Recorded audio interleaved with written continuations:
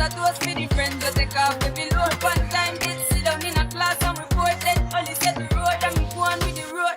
Jamaica, the land of Bob Marley, Marcus Messiah Garvey, Usain Bolt, and of course, Reggae Month, the only month-long reggae music festival on planet Earth, where something reggae happens every day in the month of February, ranging from mega reggae concerts, reggae award ceremonies, and educational symposia on reggae.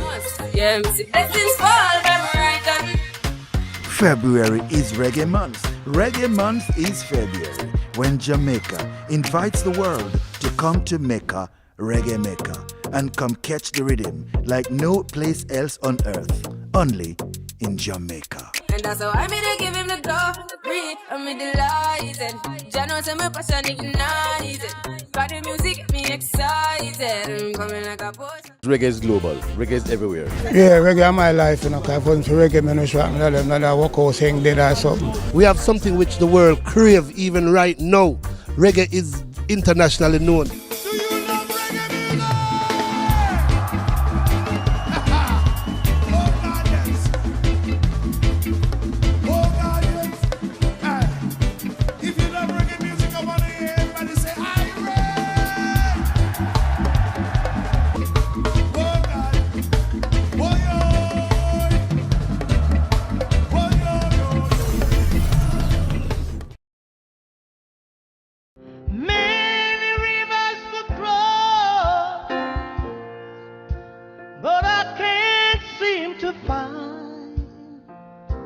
My way over.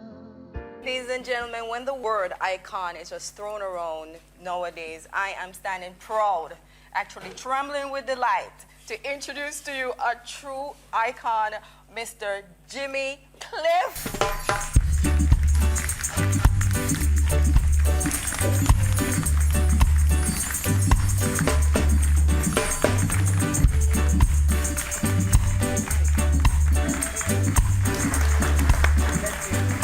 The first question I wanted to ask you, Jimmy, is the here and now. I just wanted to know, I saw yesterday that you're still in the studios working. Yes. And I mean, I'm like, after all these years, you're still inspired to do new music. Are you touring as extensively as you used to?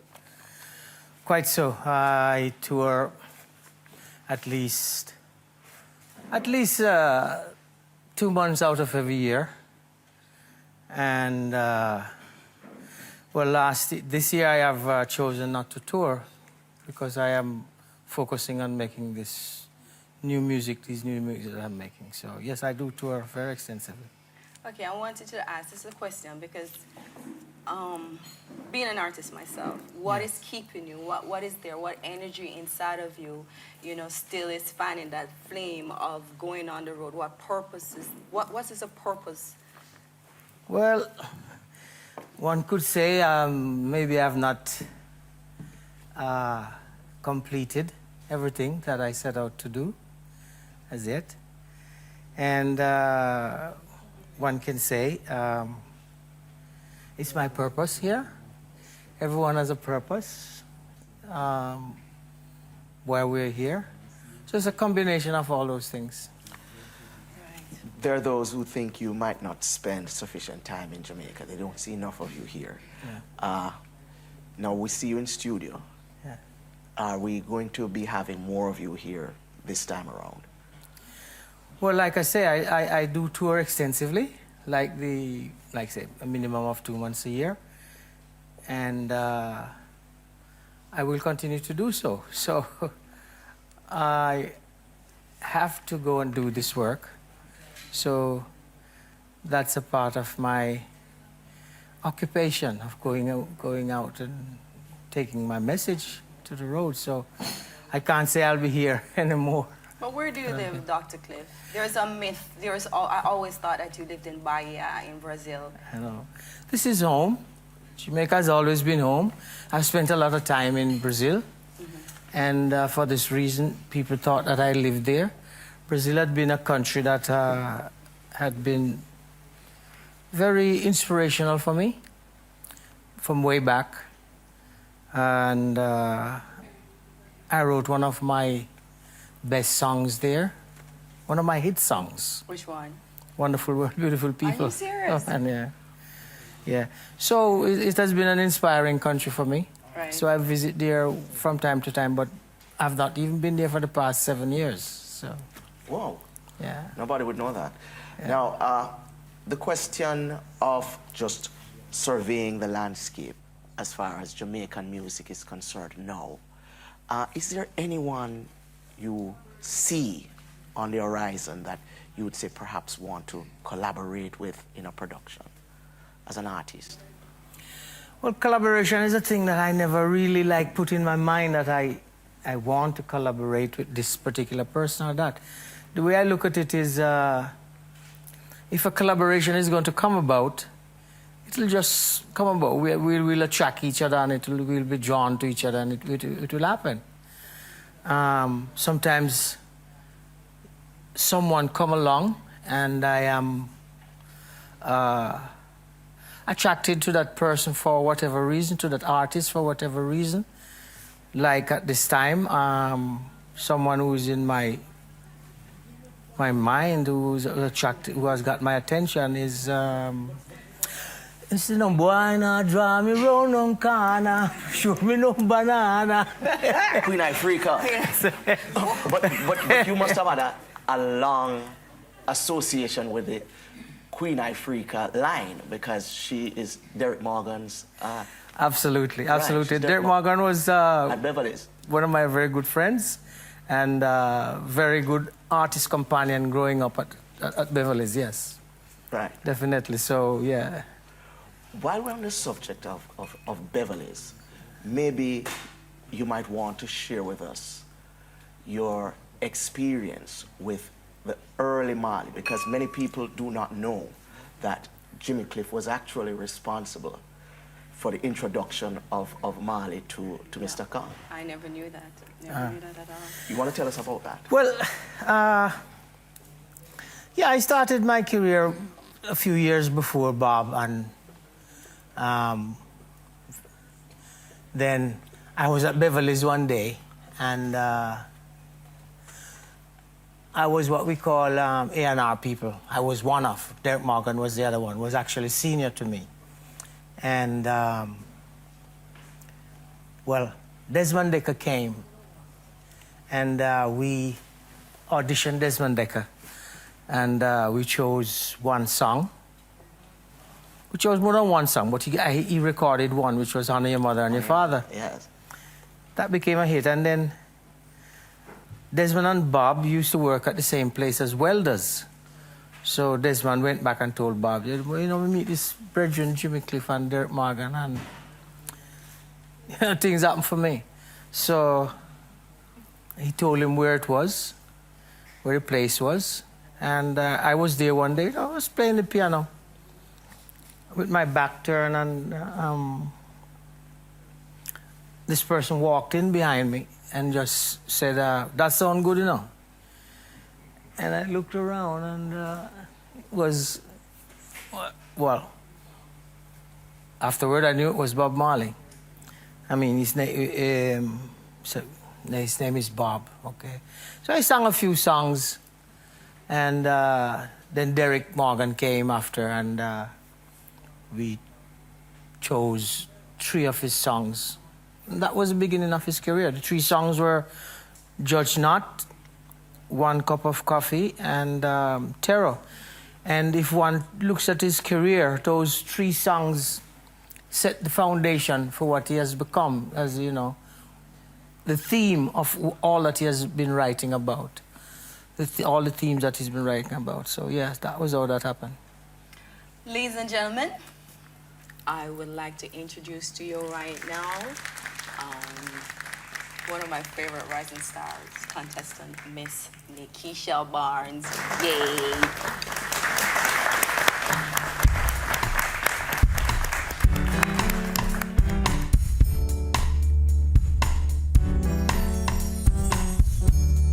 I can see clearly now, the rain is gone.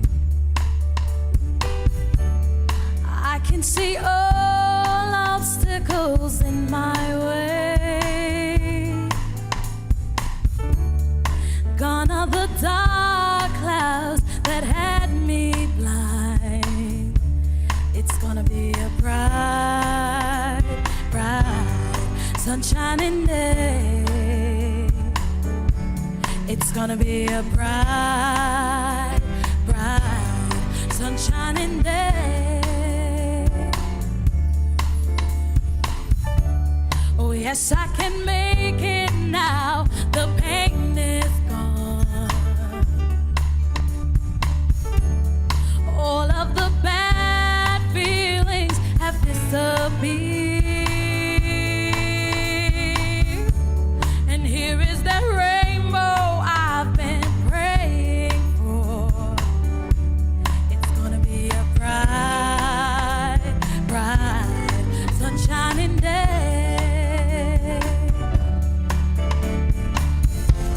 Look all around, there's nothing but blue sky.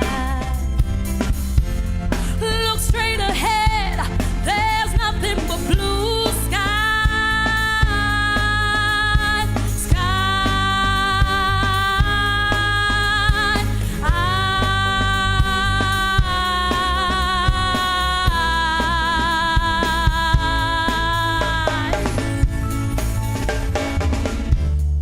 I can see clearly now, the rain is gone.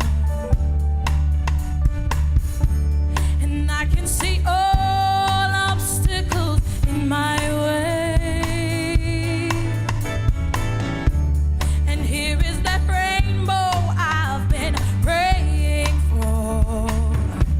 It's gonna be a bright, bright, sunshining day.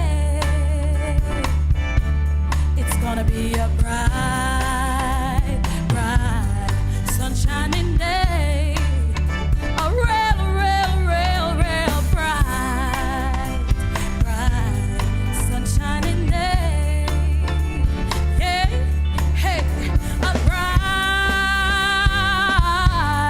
sunshining day. Yeah, hey, it's gonna be a bright, sunshining day. It's gonna be a bright, bright, sunshining day.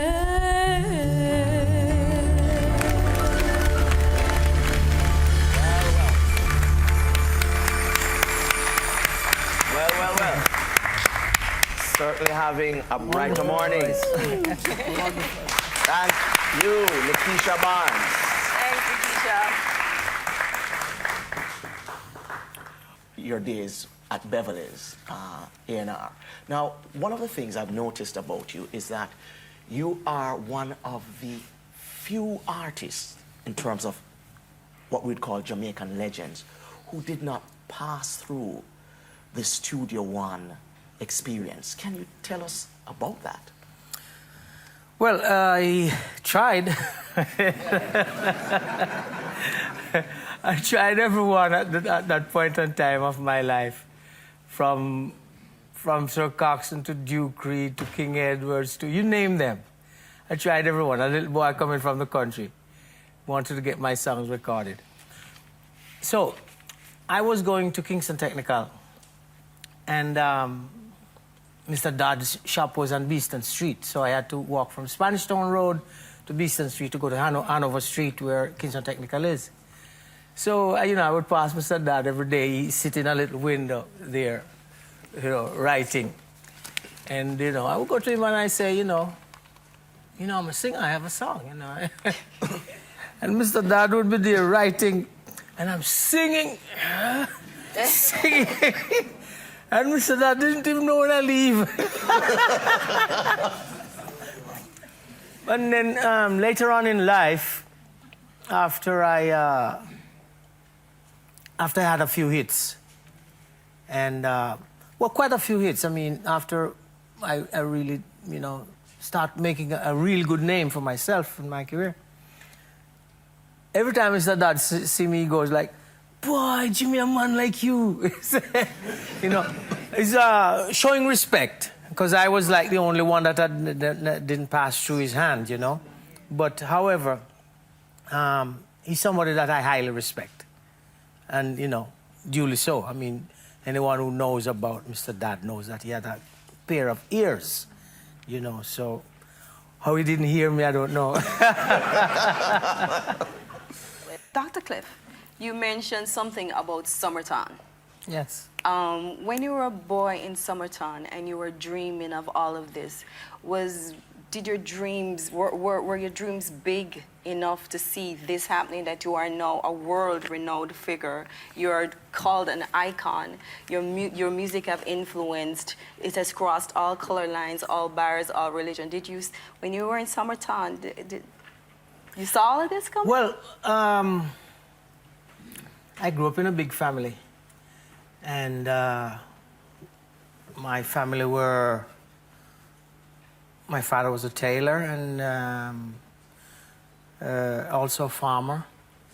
And most of my family were into farming, from whatever kind of farming, but they also raised cattle, from goat to cows and that. So early mornings we had to get up early and go to the bush and move the cow and the goat and feed the pigs. Even though I don't eat pork, but we had to do all of that before we get to school. So get the wood and all those kind of things, you know. So this is a country boy's life. And I always remember that sometimes in the country when we were doing these things, I always said to my cousins and brothers, you know, I'm going to go to Belgium and I don't know these places. I don't even know where they are. But I used to just imagine myself being in all of these places. I didn't know how. But that's as far as my vision went. I didn't see it through music nor films, but I just knew inside that I would be traveling all of these places. So, however, when I decided to do music as a career, because acting was my first love. And when I started doing music as a career, I decided that the globe was going to be mine, or it is mine. And yeah, I had a global view. Okay, so that mythical figure, Ivanhoe, from The Harder They Come, kind of mimicked your life in some sense. Yes, and I come to tone and all of that. But yeah. I wanted to ask you, in terms of, you know, watching that film and the pain and the struggles that Ivanhoe went through, did you go through any of those? Because when I listen to, like, Many Rivers to Cross and that piercing, I call it a piercing scream. Whenever I sing it, you know, I have to perform it, I'm so saddened. Because I think it just captures this heartbreak, frustration, you know, being disrespected. Yeah. Was that written in a time of, you know, the transition from rural to urban? Well, life. Yeah, you've got it right. You've got it right. The concept of the song came at the time when I was in Europe. And I finished the song on my way back to Jamaica. Okay. To do a recording session. So, yes, it was all of those experiences that I'd been going through, from Summertown to Kingston to United States to England, and all the frustration and all the visions not coming true and all of that, and then started reading about my ancestors and all that they went through and all of those things. All of that is packed in that song. It's like compacted in one song. So that's why when you did that, when you go, the whole world speak about. I don't know if people know, but that Caroline Kennedy, when her brother died, she wanted that song, and I think it's Wycliffe from the Fugees, that sang it at his funeral. So, you know, that song forever. I saw on YouTube that Annie Lennox did it, Lenny Kravitz, everybody have done this song, but, you know, nobody sound as good as Jammy. So we have a testimonial from Lenny Little White.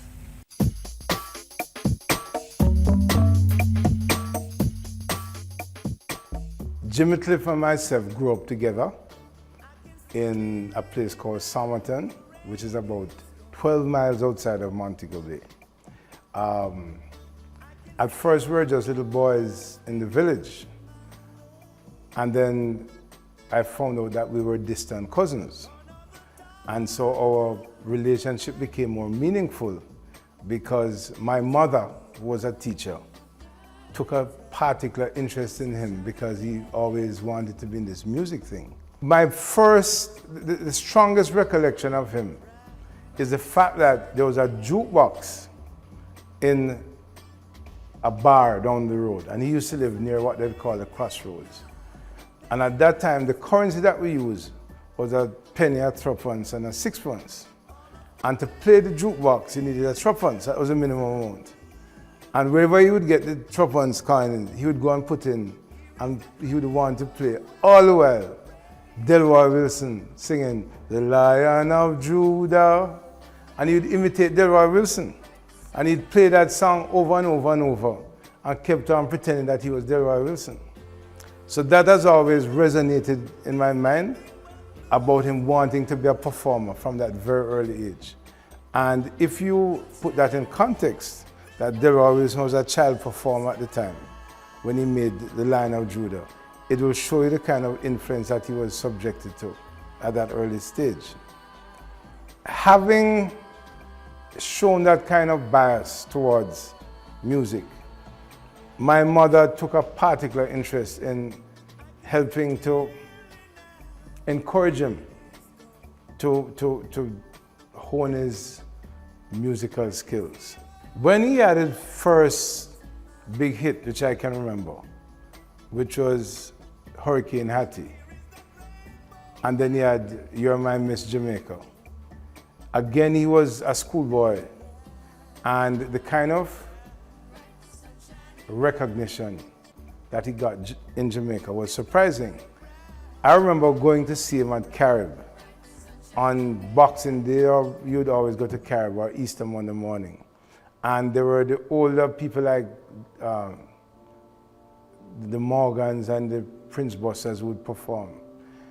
And the two stars of those shows were always two people, Tony Gregory and Jimmy Cliff, who would come out dressed almost like Michael Jackson with a white shoes, and he was a very good dancer.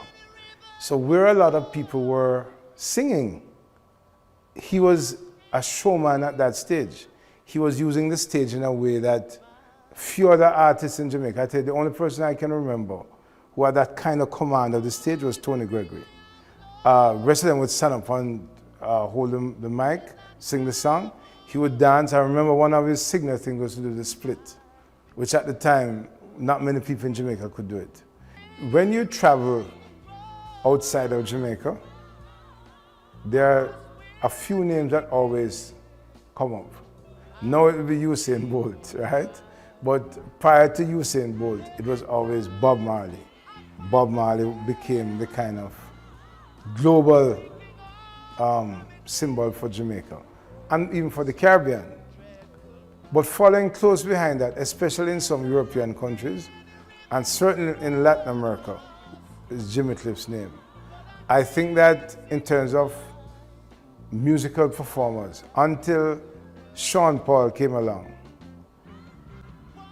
and to a lesser extent, Shaggy, I would think that as a Jamaican icon, Jimmy Cliff ranks just behind Bob Marley in terms of world recognition and respect. Because there are people who have made one hits, you know,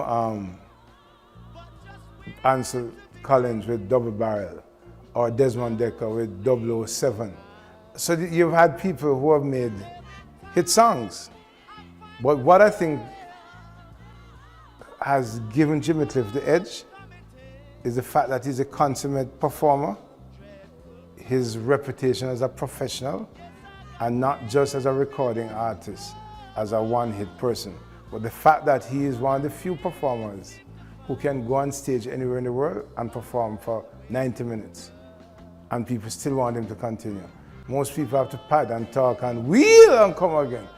Jimmy Cliff don't have to wheel, right? He's a wheel in himself. And that for me is a very important aspect in the recognition that he has garnered, not just among his own people, but anywhere people like music, you know. He's really made a name for himself. Powerful testimonial from Lenny Little White. We know that Jimmy Cliff is world-renowned and he has been identified by so many people, one of them being Bob Dylan.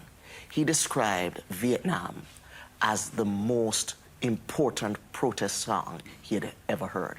Tell us a little bit about Vietnam, because why was Vietnam such a concern to you? You were in Jamaica. Well, like I say, I've always had this world view and world feeling for what goes on this planet. And so at that point in time, I was very much aware of the Vietnam War, and it touched me because I felt it was an unjust war. And the song came out of that.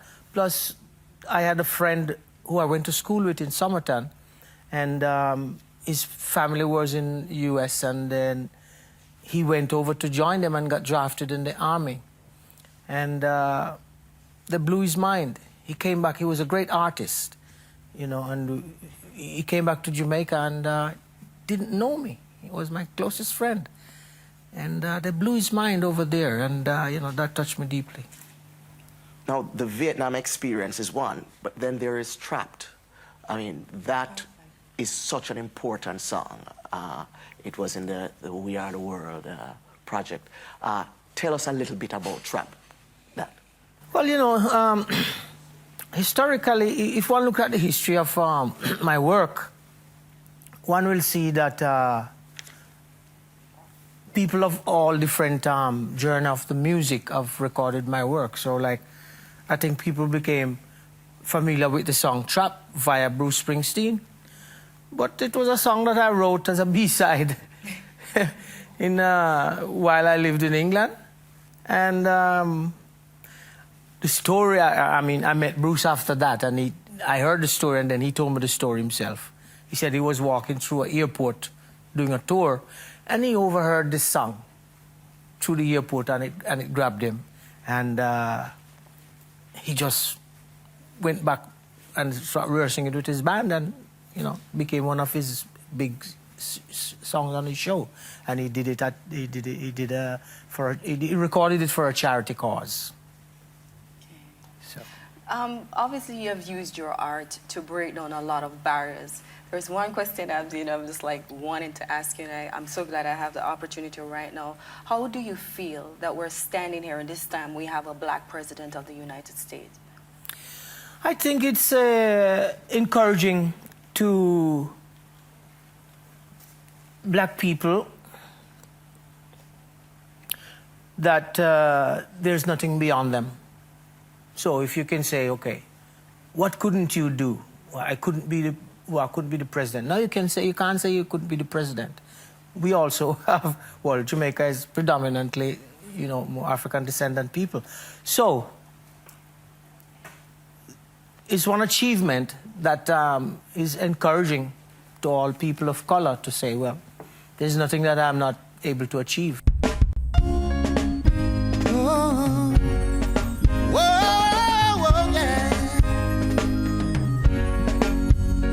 Well, they tell me of the pie up in the sky, waiting for me when I die.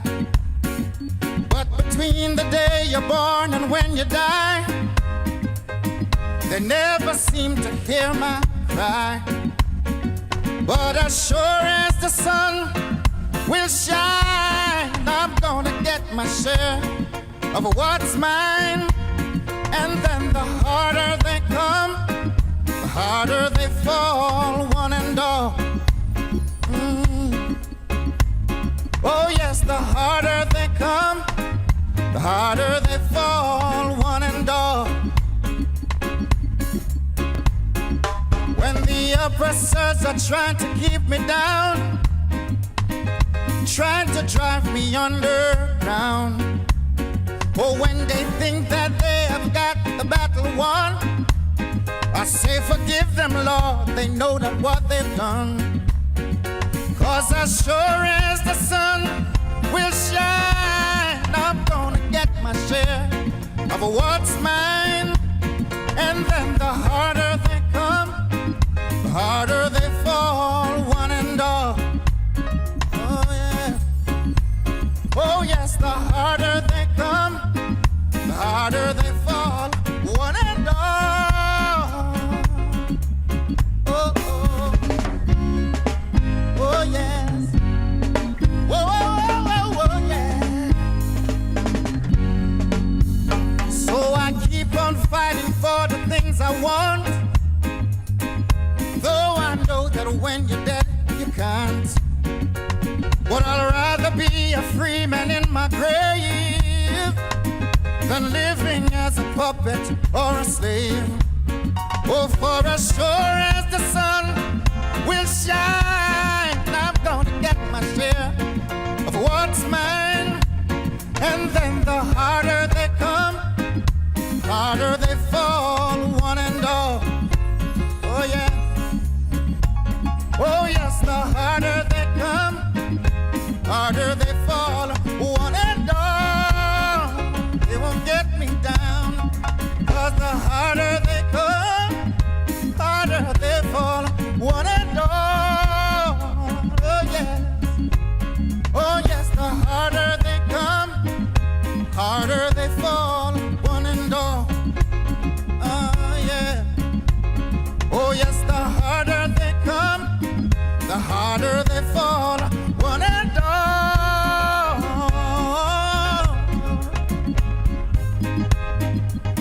Harder, harder, harder they fall, harder.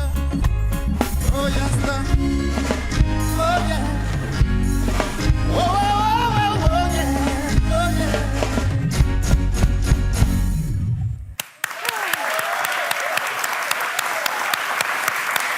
Bless, bless, bless.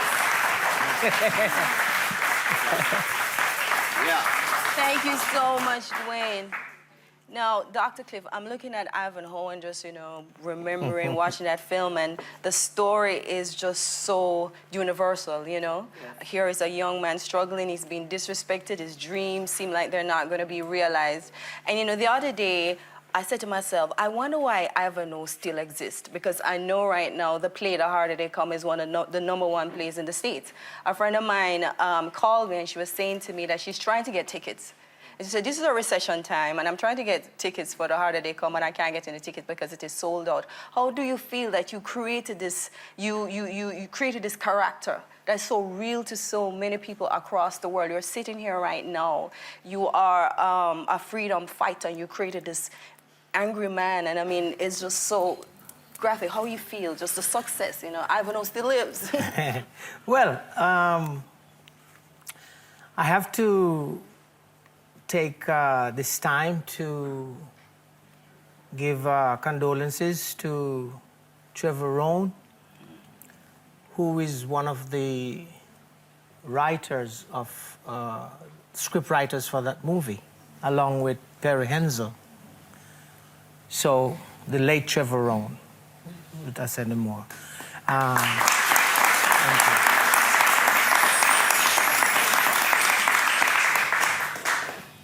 So, well, I helped to create the character because they did their part. But you made him so real. Well, yeah, I think Perry was quite intelligent in the way he directed, and also with a lot of input that I got from Trevor Rohn as well, which in the sense that when we went to shoot a scene, the script that we had been studying, when we arrived to do the scene, Perry would probably just say, well, Jimmy, how would you do it? Tell me how you would do the scene. And I would just fall back on my experiences and do it, like what I've experienced. And so that's why it came across so real. There's something in your eyes, Dr. Cliff, in that film, that hunger, that pain. Absolutely, absolutely. I mean, like I said, I'm a country boy, but when I came to Kingston, I grew up in the really rough parts of Kingston. First, I went to East Kingston, I lived in East Kingston for a while, then I went to West Kingston. So, you know, I know the both sides of the story. So you're basically channeling everything that you All have of that, experienced all of into that. film. But you know one thing I realized, Dr. Cliff, the rude boy thing that Yeah. still exists in Jamaican music. You was a rude boy back in the 80s. No doubt. No doubt. And once a rude boy, still a rude boy. Oh, I'm scared of you. However, one can direct that energy of resistance against what one doesn't like in society. One can direct it in a positive way instead of in a negative way.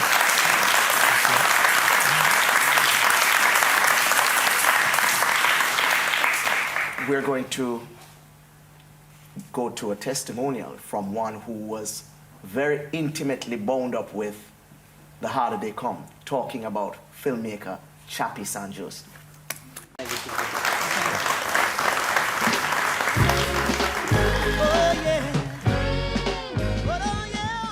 During the filming of Harder They Come,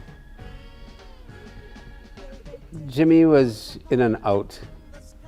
He was very busy at the time, and a lot of times we would suspend filming until he returned to the country. But what I noticed is that he brought a kind of sensitivity to the character that he was playing. It seemed to me that he understood perfectly what that character was all about. And as somebody who had never acted, he did have lines, even though the lines were not on a script. And he really came to terms with the film itself.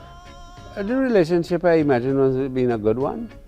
A director has to be able to trust the actor, and the actor has to be able to trust the director. And whenever Jimmy was here, they seemed to get on very well. And he seemed very responsive to Perry's directions. My relationship with Jimmy was a nice one. I discovered that he was a really gentle person. I discovered too that he was quite knowledgeable. And we had several interesting conversations. Many years later, he saw me and he reminded me of the conversations that we had, and said that there were things that I told him that he used later on in his life.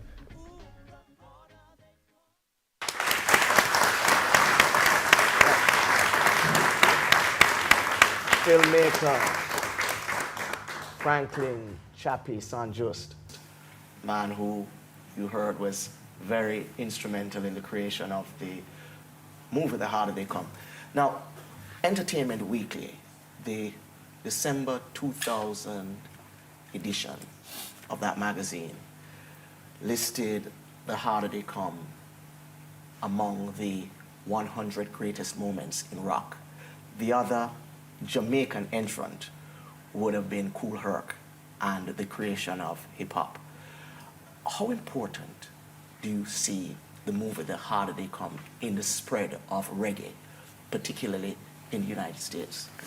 Well, let me say, first of all, I remember Chappie St. Hughes quite fondly. I want to just say that. And I'm enjoying this moment with you all.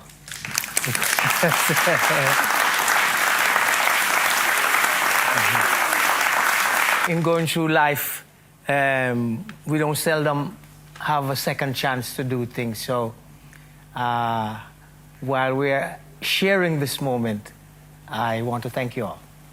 The Harder They Come was a vehicle for so many things. And for the fact that it was coming out of Jamaica, it showed a lot of the things that was going on around the world at that time.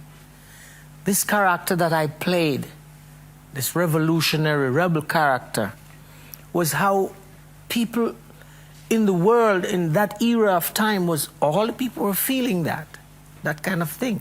And that is why most of the people that were gravitated towards this movie in the United States were actually Caucasian people, because they seem to understood that revolutionary mind, and that whereas the African descendants people in the United States was having a different experience. So one of the reasons why they didn't identify so much with that movie, because there was a lot of black exploitation films coming out at that time. But this one wasn't one of those. So they tried to class it up, but this wasn't really one of those. But this movie opened the door for acting, to show that I'm an actor. It opened the door for Jamaican music.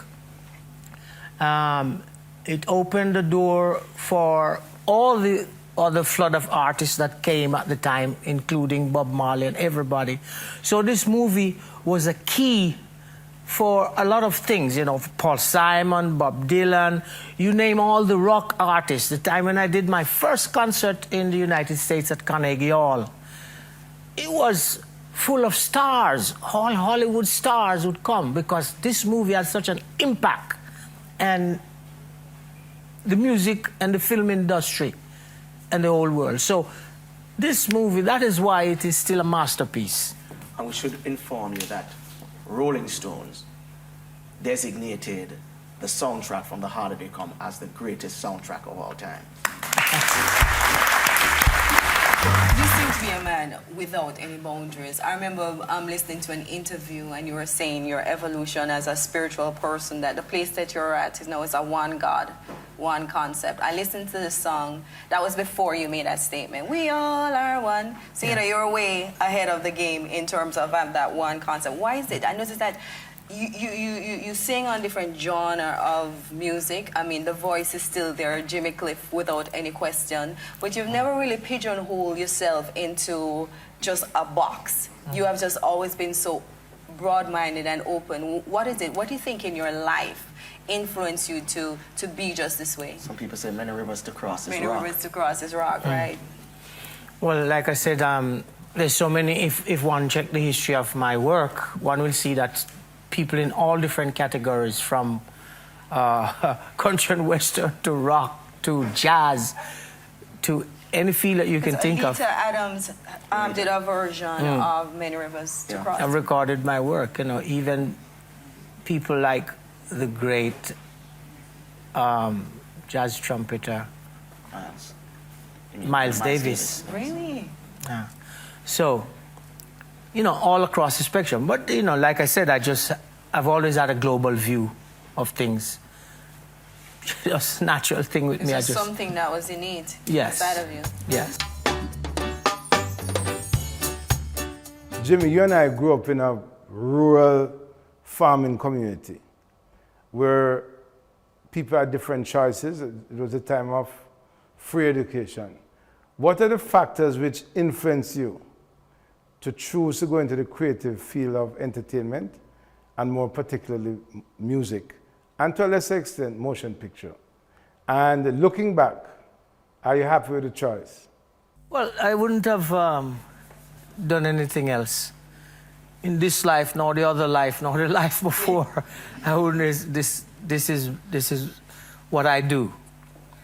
What motivated me? Just the love of it. This is what I felt comfortable in. In school, I was good at anything I put my interest to. But art was really where my heart is. So, you know, I tell you a little story. One day I was in the class, and there was maths on the board. And I just was there, and I sat at the back of the class, and I was singing away, not paying no attention. And the teacher came and bam, over my shoulder, you know, strap that you strap at that time. Beat me. Look around. You think you're on Broadway? I didn't know what this Broadway was, but it sounded like a place to be.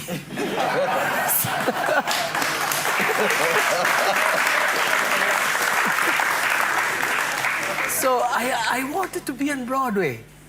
So when The Harder They Come came out, and I walked down in 42nd Street and I saw my movie. 42nd Street runs across Broadway. Ah, now I am on Broadway.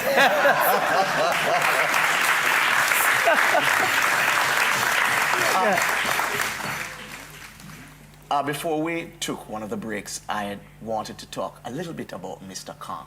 Yes. Because he must have been an interesting character, having been able to get Derek Morgan, the effect from Prince Buster, and having been able to bring you in and Bob Marley and all of these legendary figures. Tell us a little bit about Mr. Kong. So let me give a little nutshell version of Leslie Kong, because we are in Jamaica, we are multicultural, cultured, faceted people. We have people of all cultures here. And mainly, we of African descent are the ones that are mainly into the entertainment industry.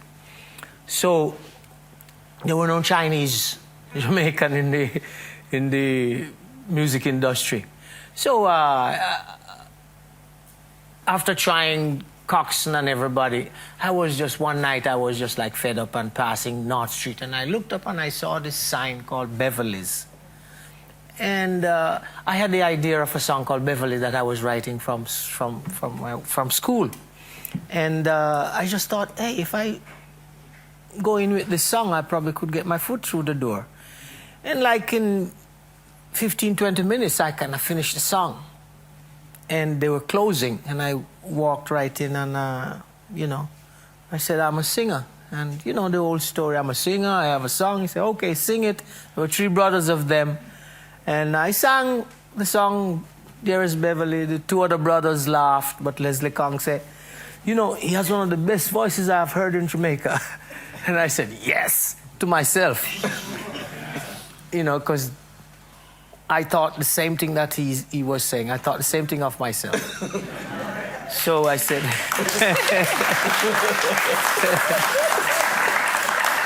somebody is agreeing with me. So, you know, that got me through the door. Then, of course, there was Derek Morgan, who was ahead of me, but Leslie Kong couldn't just take a Jimmy Cliff, who was an unknown, into the studio. So he really wanted to get people that were already established. So he wanted to get Derek Morgan, he wanted to get Monty Morris and them who had hit records. And so he got them. But I knew who the musicians were. So I helped to get some of the musicians. And that was the start. But Leslie Kong was a very bright man in the sense of he didn't know music. He really had no kind of rhythm. But he knew exactly what he wanted, and he knew exactly how to penetrate the people. He knew what the people, he had his pulse, he had a finger on the pulse of the people, what they would want. And he would come up, yeah, he would come up with ideas all the time. Derek, why you don't write a song about that? Or Desmond, why you don't write a song about that? You know, you could do that, and he'd come up with ideas, and he was full of ideas and that. So Leslie Kong was, I call him King Kong. Your music seems to defy definition. You can't put your thing in a box. Some aspects could be described as rock. Some the earlier, like Hurricane, Hattie, and Miss Jamaica, you know, definitely scat. But I mean, you don't seem to fit any descriptor. You think that is perhaps the reason and the hallmark of your longevity? Well, that's what Nadine was touching on earlier on, you know. I am that kind of a spirit. Yeah, that's a part of my longevity. And plus what I've said earlier on, I just think my mission is incomplete. And I have, you know, finished like half of my work. I have another half of my work to do. We'd like to see the other half. Definitely.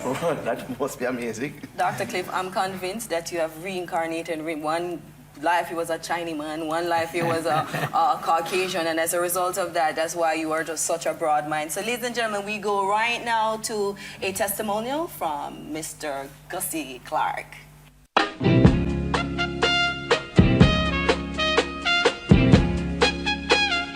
When I think of Jimmy, I just think of an icon. He's kind of a national treasure. He's one of the few persons alive today who has taken Jamaican entertainment to on the highest level, both as an actor and as an artist, and his standard has never wavered since. The thing I admire most about Jimmy is that he tends to be a loner. He chooses his projects, he does his things his own way, and they have always been at an international standard. It has never changed. If I were to produce a Jimmy Cliff album, it would be difficult for me, firstly, to try to maintain his standard because it's exceptionally high. And I would tend to see him as our Bob Marley, so it would have to be an authentic, 100% Jamaican reggae album, nothing else. And I would also try to look at how to create tracks within that project that could attract international artists to cover them, as many of his songs has done through over the years. Ladies and gentlemen, right now we have one of the most incredible singers in Jamaica, presenting Miss Tesson Chin.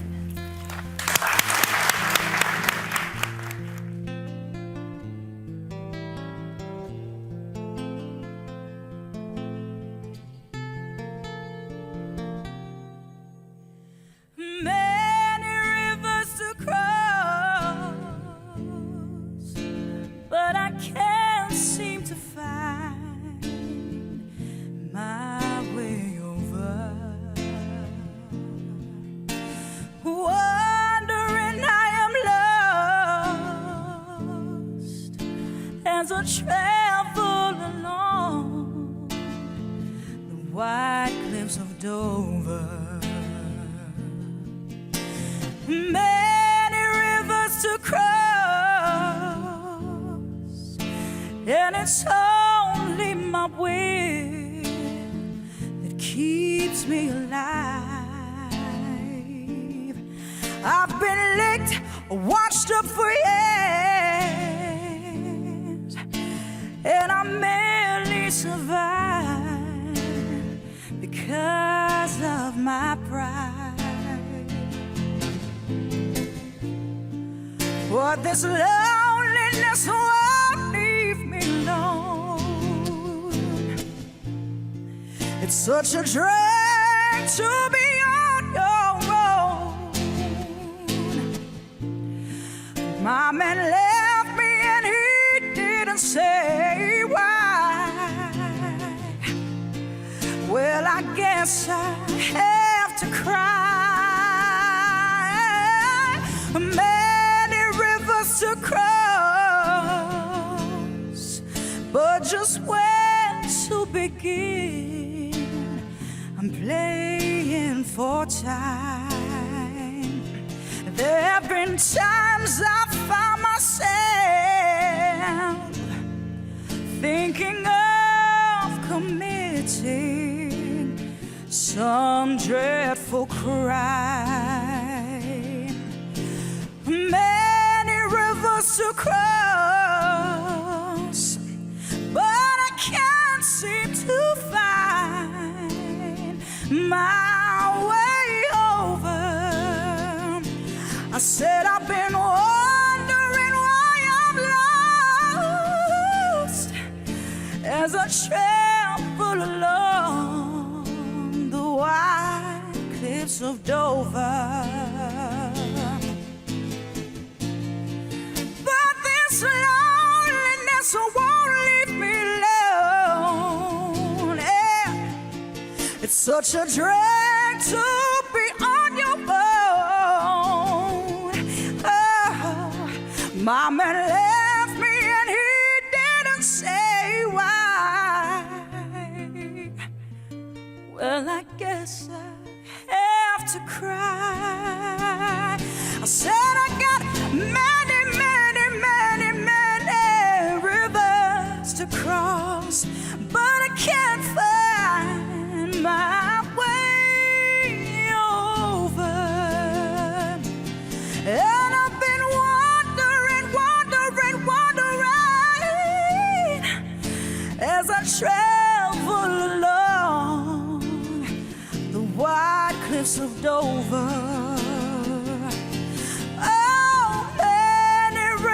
to cross, but I can't seem to find my way over. Wondering I am lost as I travel along the wide cliffs of Dover.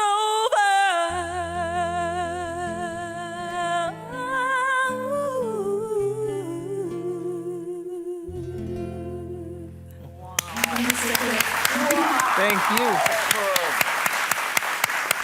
Simply superb. Bless you.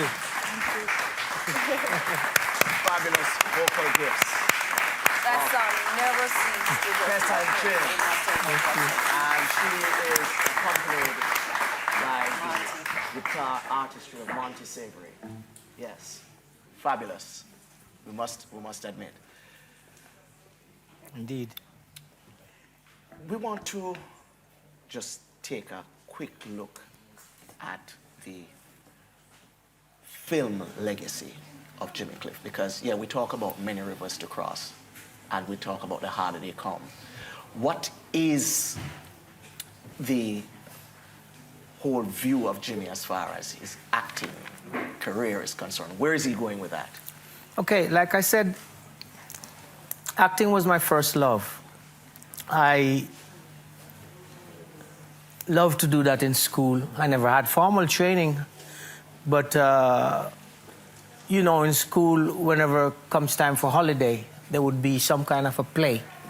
I remember there was a play called King Sugar, and I was playing the part of King Sugar. And the line I said was, "I am monarch of all I survey. My right there is none to dispute.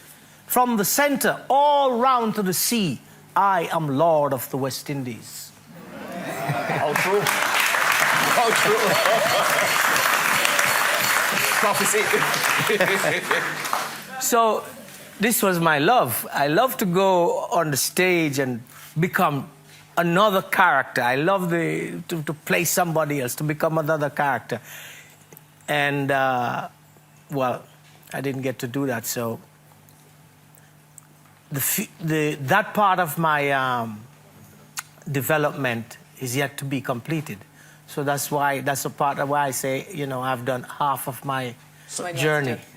More to come. My question is right now, Dr. Cliff, is that you are, you know, your music is so there, but you tend to be a little bit mysterious. You're a mystique for the Jamaican people. Yeah. It always bothered me because to me, you're just like, you know, as an artist, you're a king to me. I've always said to myself, I asked you a question, do you think you allow yourself to be honored in the way that you should be? In terms of letting the younger generation know your contribution to the music, in terms of just being here so people can see you. For me, I probably just kiss you all the time, you know. Not really, believe it. That would be great. In terms of just standing in the foundation that you have built and just let us just honor you. Do you think you've made yourself accessible enough? Well, here I am. So it's changing right now. It's changing. Well, I think that, you know, these things, when the time is right for things to happen, it happens, you know. I am that type of a spirit. If my calling says, okay, go to Australia, go to Montego Bay, I just follow that calling. And wherever my spirit tells me I should be at that particular time, in a moment of time, I am there. Okay. You're a child of the world, but you're a Jamaican. I'm a child of the universe. You're a child of the universe, and you have done so much for our culture. So in some sense, I tend to be a little bit selfish because I just want to see like boulevards named after you. I want to see schools named after you. I want to see Jimmy Cliff lyrics start in the curriculum of schools, you know. That's how passionate I am right now. Well, I appreciate that. I do think like in the, like I say, I've done Act 1. So I do think that in Act 2 of Jimmy Cliff's role, all of that I think will come. I'm in the process of doing Act 2 now. Most Jamaican music legends have passed through Island Records.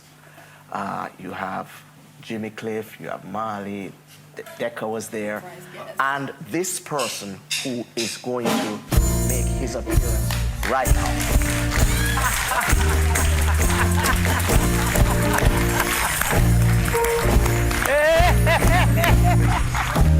Blessed love, blessed love.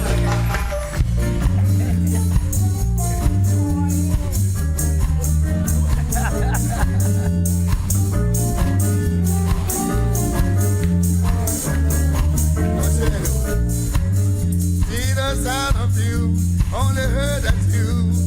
Walking on the bay, walking man. Ay, ay, ay, yeah. Ay, ay, ay, yeah. Just a walking up the bay, walking man. He don't lie, he don't lie. He told me that you're walking up the bay, walking man. But now I know, now I understand that you're turning a monkey on me. Woo. And now I know, yeah. Now I understand. You're turning a monkey when I mean it. Ay, ay, ay, yeah. Ay, ay, ay, ay, yeah. I cannot don't feel my giver.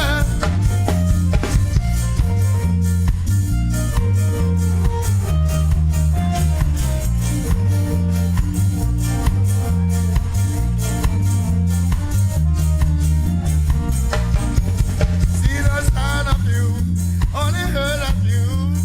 Walking on the bay, walking man. I see the sound of you, only heard you. Walking on the bay, walking man.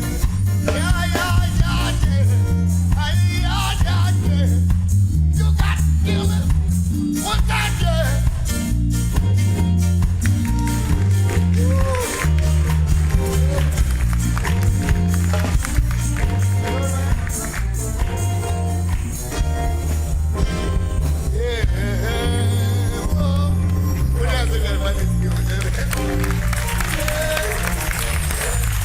Incomparable to Timber.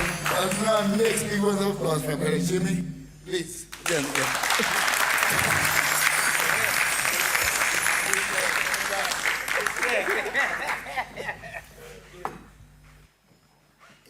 I didn't know if I was going to be here or not. I just be here, you know. Big pleasure for me, big surprise. Yes, yes, yes. Me too. Yes, big time. We're seated between two of the greatest performers in any music genre that we have ever seen. Unquestionably. Jammy Cliff and Tootsie Beck. And this is a remarkable privilege this morning to be able to sit in both your presence.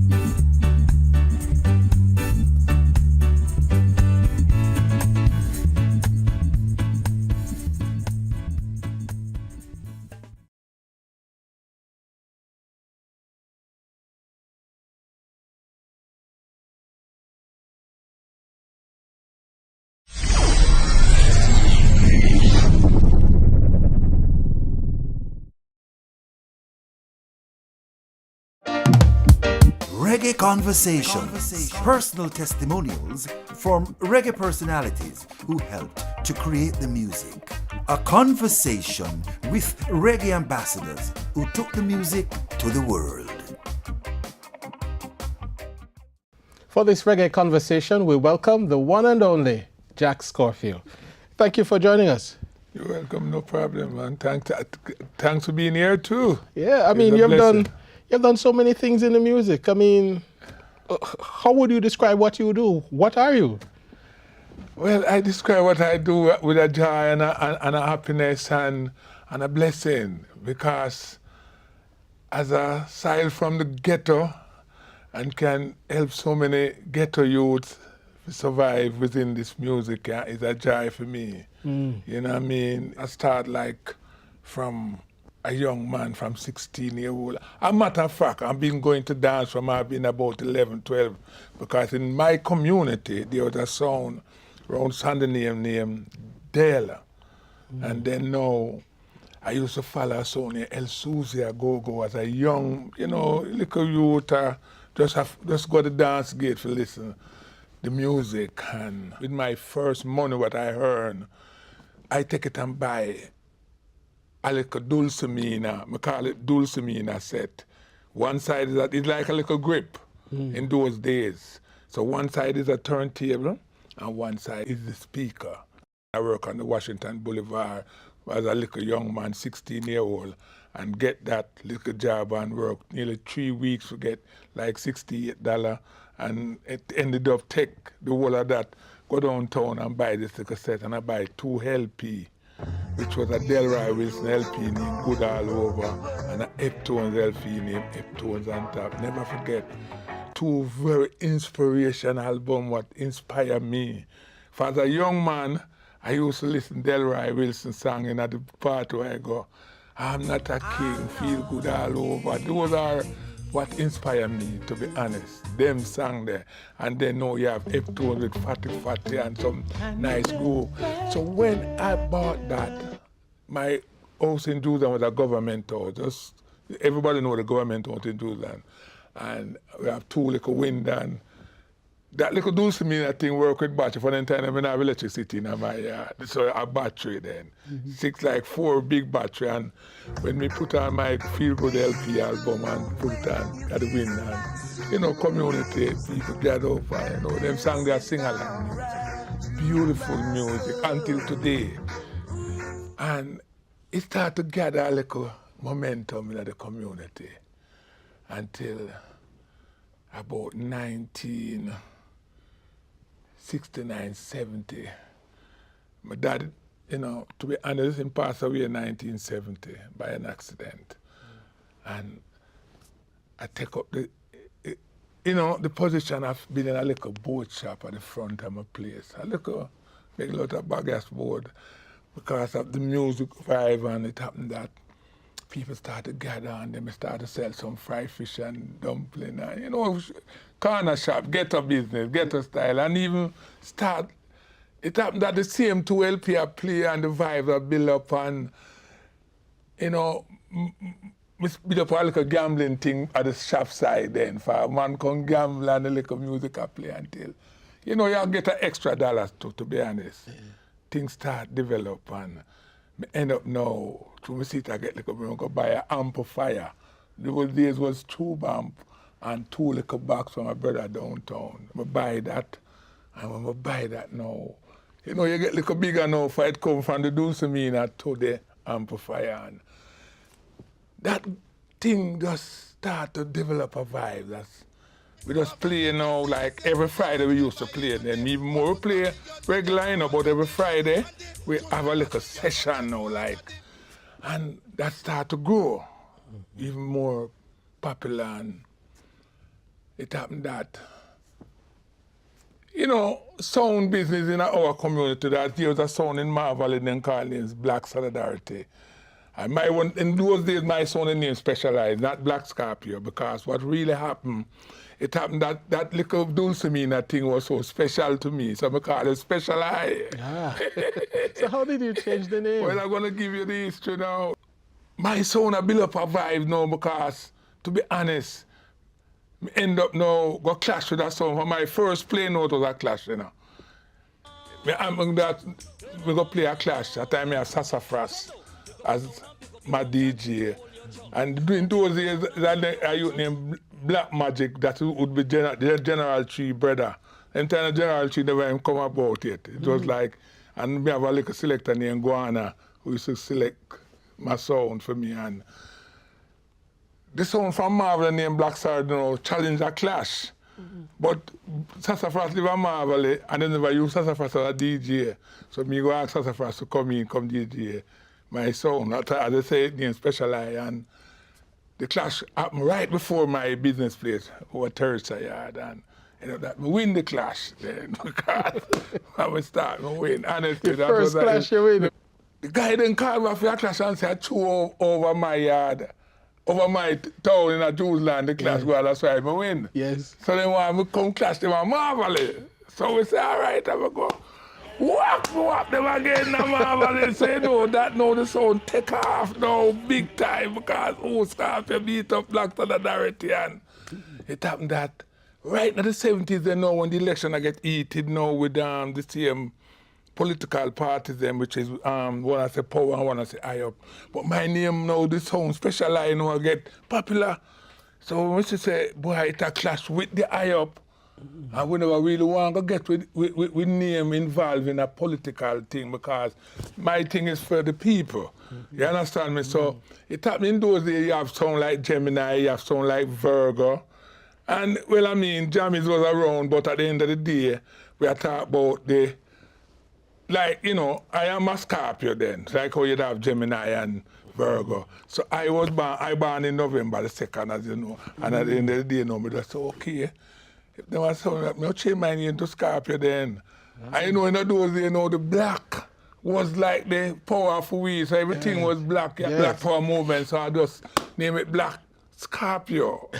And from there, so the name started to emerge, and we travel all over Jamaica go playing on my brethren. We developed a name within the whole 70s there. Coming on right back to 80s now, it's like the name gets so popular, and honestly, a lot of youths from all over the island, because what do happen now, because we're getting so popular, we couldn't even get time to play on a Friday night again, because the sound started to book every weekend. It gets so popular that sometimes we are 5-6 times a week, me and late. Sometimes a couple, it's holiday time, we have no date, remember. So we say we have to still continue playing at Edley Avenue if it's even one time per week. And one time now we pick at Thursday night. Why was it important for you to do the playing at Headley Avenue? Because this is where we discover enough of the young artists from the 80s and the 70s, from the Beanie Man to the Shabba Rankin to the Yellow Man, all of them, Buju Banton, name them, I can name the list of artists who really develop and name because of that Thursday night. You know, but my Thursday night thing was before Tropic and Stone Love and all of this, you know. My Thursday night thing was the place where people from all over the world would come just to come as Scorpio on a Thursday night, because that's where it at. And then you'd have the youths from all over Jamaica, because they want a bus. Because, as I said, it was a talent search thing. It was a thing what, you know, you can come there and just come DJ, and when you DJ, me give you a point, me give you some points, and that shows so well then you can get one. And that started to develop artists, that started to develop a lot of, you know, young artists who want to build a name. Once them come up, then we hear them DJ, like, you know, I remember why me always start this one, our Buju tell me, say, you know, because I have to bring him up, and me say so. I remember one day Buju had some dub for me, and when him do it, and me see him do about 8 dubs straight. For him to ask for the rhythm them, so, you know, I went on my studio, and him say, and me say to him, but Buju, me can't pay for that. And him just look for me, I know if him say, oh, I'm even pay you, you know, Scorpio. And when him say it to me, me kind of, I wonder. I'm say, Scorpio, me tell you this, When me just start, this, and come at your place for the Thursday night, when me DJ one night, and when me DJ, and the little youth named Color Chin, me see him take the mic, and I might get the points, and Color Chin give him 20%.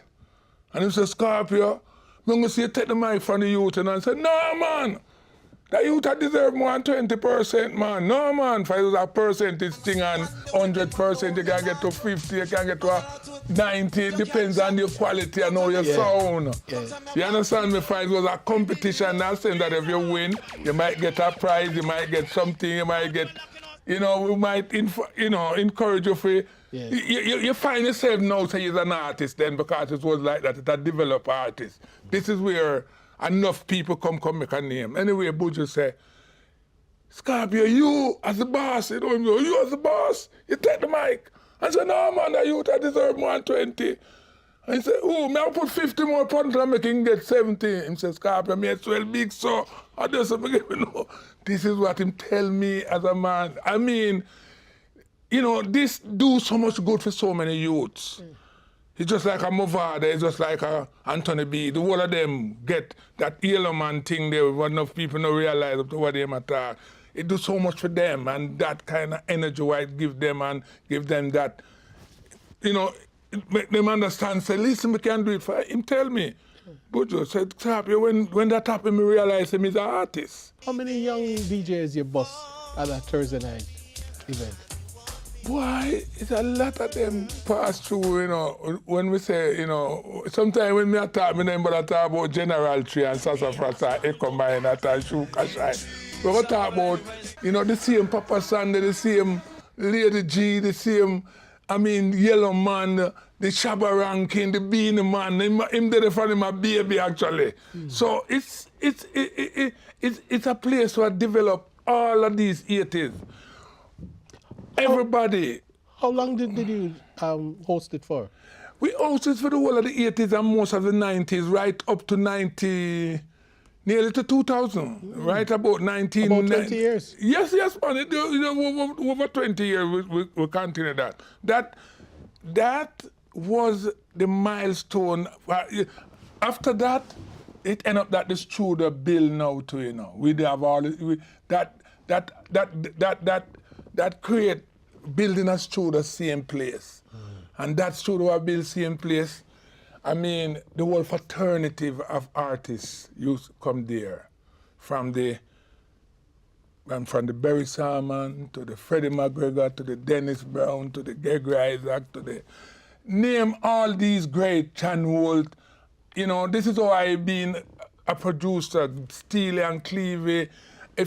Everybody, the foreigners them come down. It's like my place was the stepping stone. Stone Love create impact in producing an inner sound system from right to Edley Avenue.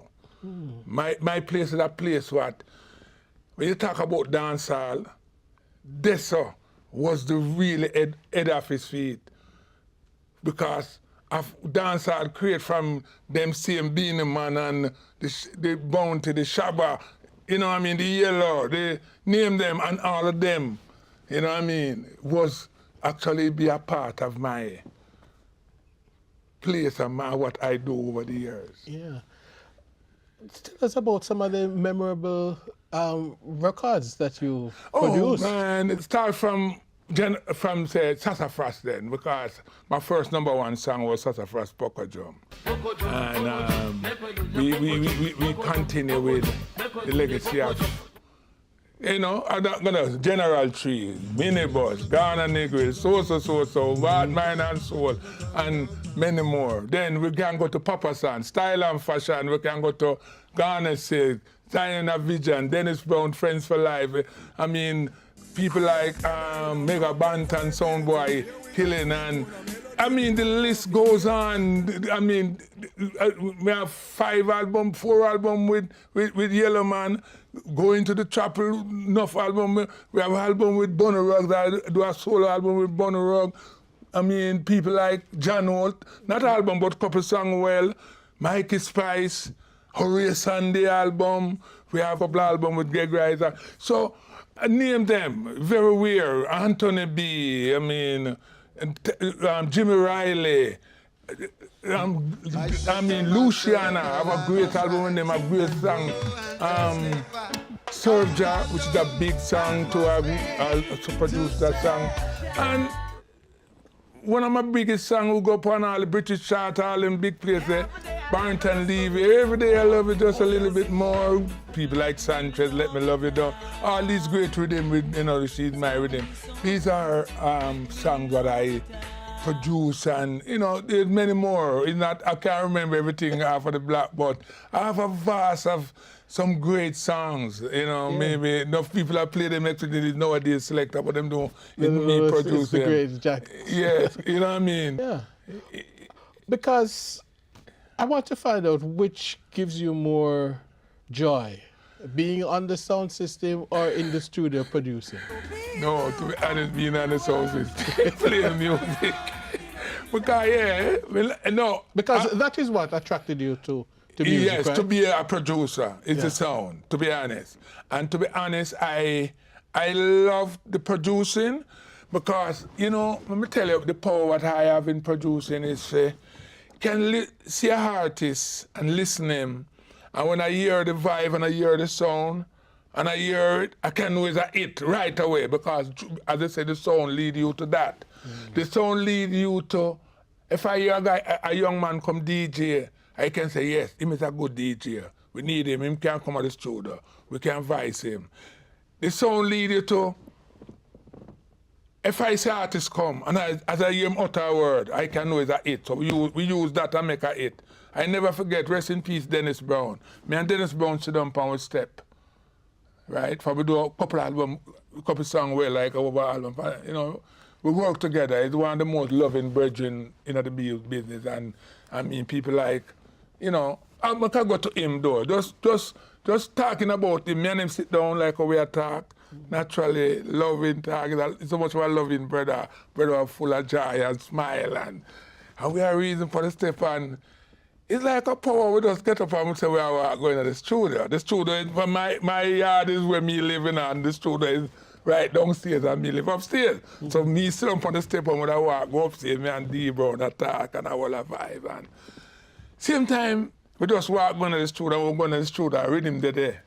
The rhythm, And the time he open the door and go in and hear the rhythm I play, and him look me young hear him say, because the reason was so powerful, him just come out and say, tell me why can't we be friends, your friends for life?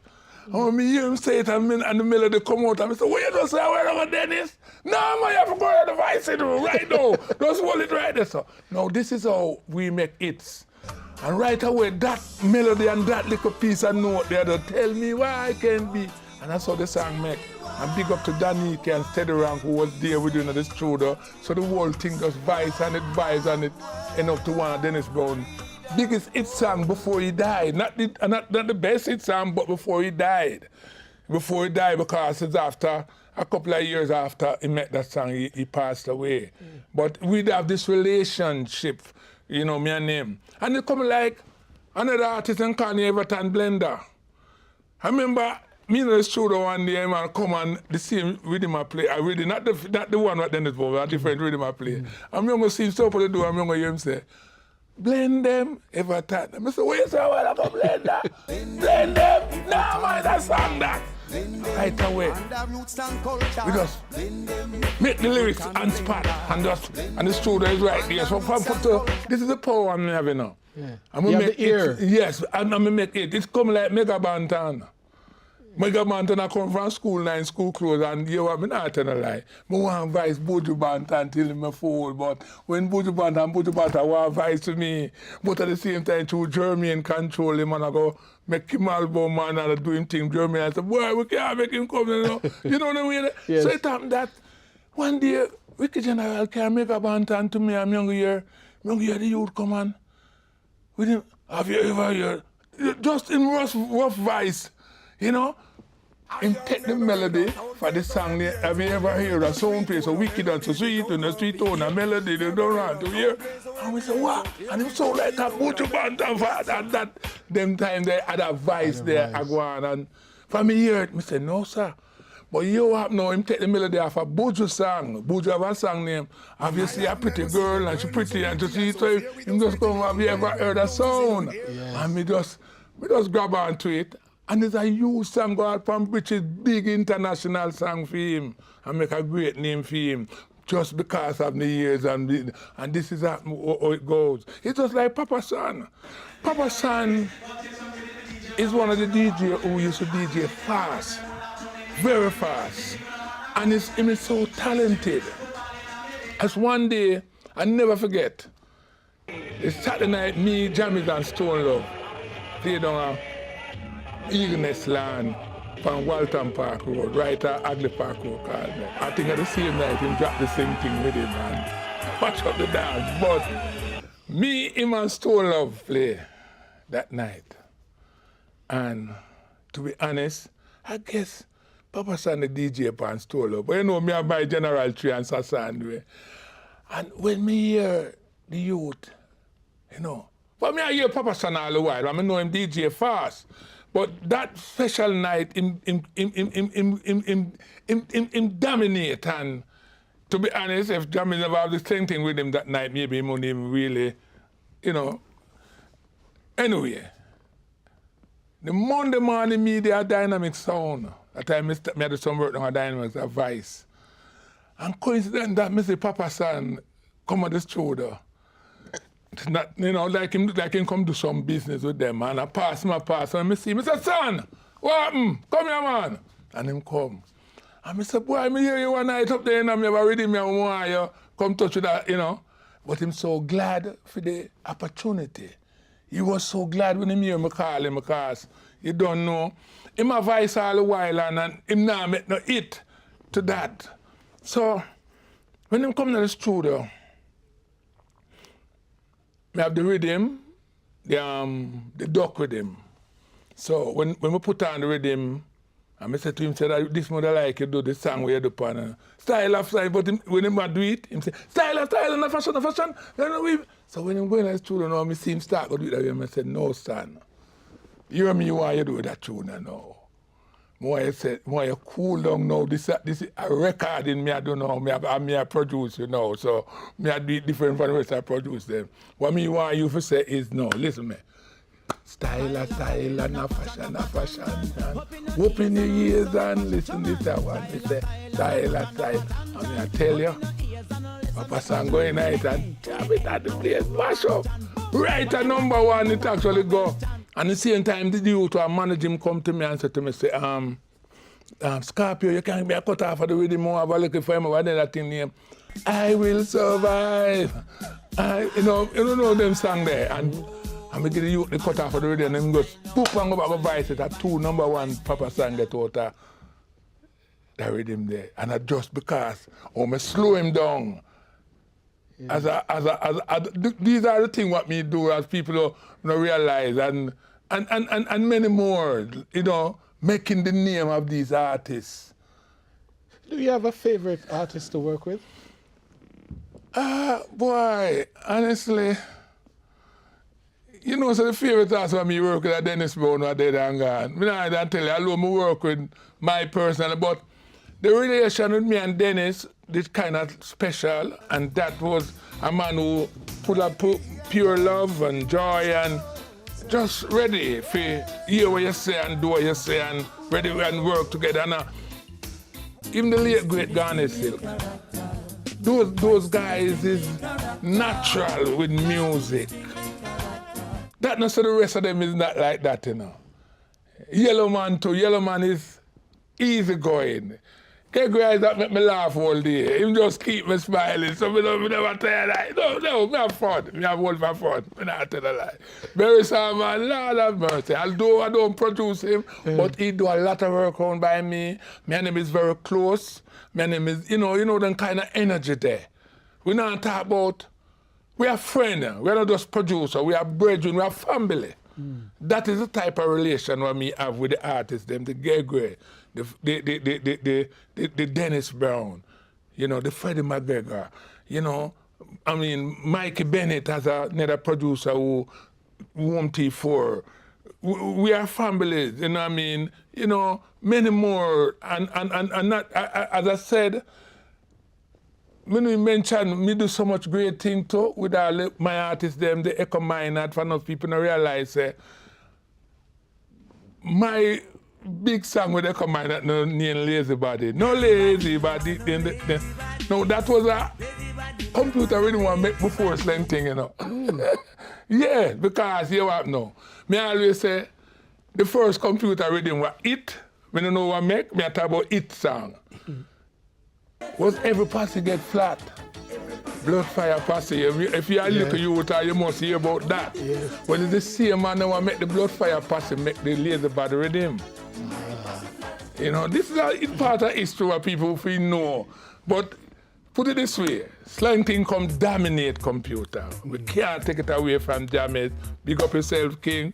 Great work, great production, and that helps escalate dancehall. Did you embrace the computer when it just came in? You see with me now, I think Jammy do the same thing. We use computer now, but we still use live music behind it, you know.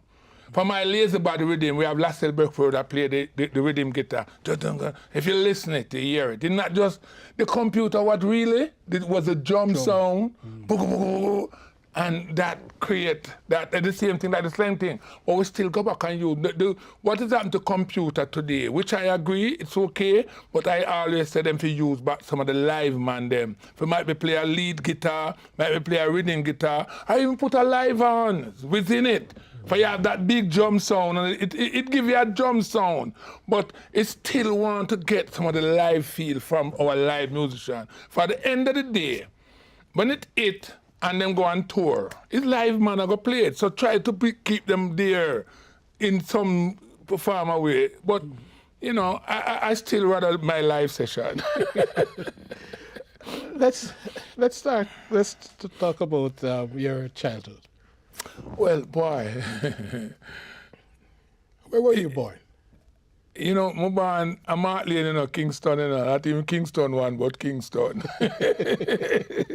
And, you know, my childhood, really and truly, it wasn't a pretty one, but it was a good one and an educated one. For my father was a food vendor. My father used to sell food from, you know, right road, Mountain View, Warkyle. Me and Robbie growers too. My father used to sell Robbie mother food, you know. So every time me and him buck up that shoulder and then bring it up, him say, Scorpio. Now people don't know where I come from. You know. For me used to do with my father, a little youth beside him for the cat, you know. My father buy me a bungalow cane. That's why for me at 12-year-old, me I work for myself. My father buy me a bungalow cane and say, son, all right, me I get this and you just give me back my money. Like those days I was about 10 shillings maybe a pound, and then buy me it and me sell back and give back the money and could I get 5 shillings for it and the following. So it's not a case when I get Saturday day, you know, for we have to go to school but whenever the kids them might have a Saturday for themselves, I don't. Every Saturday I have to go in my father round the street and when he make the money, him give back the money for go pay the people in my market. So he will send them back after, you know, him gather him set the money and say, okay, go get the lady this and that and we carry the money again. I have a sister, 2 of us, and she come for a little allowance a weekend time, so I have to give her before him reach back. So after him buy me that and all of that now and within Christmas time, I end up sometimes I go down and take the sale money and I go start sell all the seal and stamp down and whole work there. The real people, them weird people who know about that and know. You know, so and then even when Christmas again for my biggest money, what me earn at them time is like when we go sell me little seal and stamp and Starlight Christmas Eve. Remember one Christmas Eve when we done with that Christmas time and we sell about them time they were must about like £300 or $300, whole heap of money because my first shoes I me buy was a butter crepe. I never used to have shoes. I'm barefoot. People, you know, it was a good life, but you know, I experienced life to carry me to that level. That's why with me respect everybody. Don't care if you want to rich or you want, but if you're poor, we even love you more.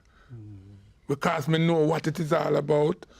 And enough people don't hear about this great Scorpio, but them don't know. Yeah, I come from. Where me I come from. How many brothers and sisters? Well, it's 8 of us, but my father, what I, him only have 2 my mom. My mom have 6 other siblings, which is 2 girls and 6 boys. So it's 8 of us, but me and my sister is one dad. My first sister, my sister is older than me. She's now living in Canada. Are you a family man? I am. I am married. I have 8 children too. Just like, you know, I mean, I have 5 daughters and 3 sons. One is a deceased. My first son, you know, died by accident. But I'm a family man, definitely. Still. Any other children follow you into music? Yes, man. Me have my big son, then he stretch me. I don't know if you know him. Him love it more than me. But, you know, one thing I always tell him, say, you just need to just focus and just do it. Which one of them you're going to take? Him is a producer, him is a DJ then, like an artist. And me I said to him, say, if he's an artist, you know, artist work is a powerful work and it's a hard work. You know why I couldn't be an artist? So I tried to, you know, nobody know. Me sing some song where I don't know say me, but that is the next thing. But anyway, you know, if you're a singer, you're an artist, then you end up going to, you know, find yourself. You can't do the 2 of them. You can't be a producer and an artist and you know what I mean, and an engineer at the same time. Let's talk about sound system, the sound system culture, Clash Life and all of that. You tell us you started out your Clash Life on a very good footing. Very good footing. Win your first 2 clash. Win your first clash. Yeah. Yeah, man, well, boy. Enough history with that. Yeah. Yeah, because and the sound culture is what built the great thing we don't hear about. The great thing was built after our sound. You understand me? Because when Sting really start up, right, with Leng, it sound like my sound, Jammy sound, Youthman Promotion, and Black Star. We know one of the biggest dance keeping a cinema too. That's up New Kingston, yeah. And, you know, it emerged all over Jamaica because I remember we go all over Jamaica with the same Sting until Sting. That's why today, although you see a Sting, if a Sting a keep and it's not a clash with DJ or something, it's not nice. That's the way it built. And that is one of the sound culture what help build Sting and build dancehall. Now, we all know that Sting is a big part of dancehall culture. My dancehall thing is like a part of me, a part of, how would I say, you know, enough of the youths them who today who make a great name in this music is because of the sound culture, the clash culture, and, you know, that kind of culture, how would I say, make the world know. You know, just like what Bob Marley make reggae music knowing, our clash culture build the world to love the culture for today. Some of the biggest thing what happened to this clash thing is Europe, Canada, New York, all over the world. Everywhere, even Japan, the whole of them, it's the same culture them are using, but remember our thing, you know, baby. That's why me say to our leaders, whosoever responsible, we are responsible for this culture. Save it because it is valuable, and I don't think we are market it as how we should and what we are earn out of it. Do you worry about sound culture in Jamaica? Yes, I start to worry, but when I see what is happening now too, especially the reggae month, where they include sound culture, especially the clash thing. And you can't come with no bad word, no gun lyrics, no nothing that's not to put on it, not what wanna fit for your play. You can't come with that. And I think that's the way we must try and educate the culture, because I just, we know we have a clash and, you know, we all kill our sound and we have but sometimes the way the guys them going nowadays, you know, it kind of hurt my heart in a sense. You know, although I know so the rival and I remember the days with the yellow man when me, for enough people at the yellow man talk what they upon the things say me can't go center mass, make cases know him. Enough people know, I'm glad him come from a program and tell the world, say, Scorpio don't Scorpio to be him. You understand me? I mean, you actually buy Yellow Man in first yellow suit then to the way me name. That when time me bring him come at Headley Avenue and everybody else, oh, no. You know, them always are mocking because of his color and what have you. I mean, I say, no, but I'm my sound, and I can't tell me put for my sound. So it's a man who have that respect for me. And me can go center mass and it's a dance who go playing and draw down yeses, you know. And then them same police come lock off the dance and one big excitement. And then now, when the dance over now, Yellow come to me and say, Scorpio, you know, so the man them come contact me and ask me if I can come DJ them sound, some yeses man them. And you know, let me tell you, it's true, that's why I know me a good man, you know. When two me have so much guy, me have Yellow, me have Sassafras and Trees as two young DJs still dominate. And when Yellow Man said to me, I said, yeah man, go and go deal with them man from you know, them a give him a good little food and, you know, me have, as me say, you know, me have Trees and Sasa. The way Yellow Man so powerful, you know. Everywhere me go, with Yellow Man, me have to have a bodyguard for going to dance, you know. One time you say, Yellow Man a come when you go the road, all of St. Elizabeth, all of West, road black people. Yellow Man is draw some massive crowd in the 80s, you know. Then, hey, and me go make John no Yellow Man, and me carry Yellow Man go clash against Jack Ruby, a Skateland. Clash it sweet, you know. How many sounds you kill? Well, I want for them to kill it. Well, me I want something. But not to say them not kill me, me get dead. But anyway, remember one night when I Skateland or clash against Jack Ruby, you know. That time Nicodemus up on the peak. You know, see it. Rest in peace, Nico. But let me tell you something.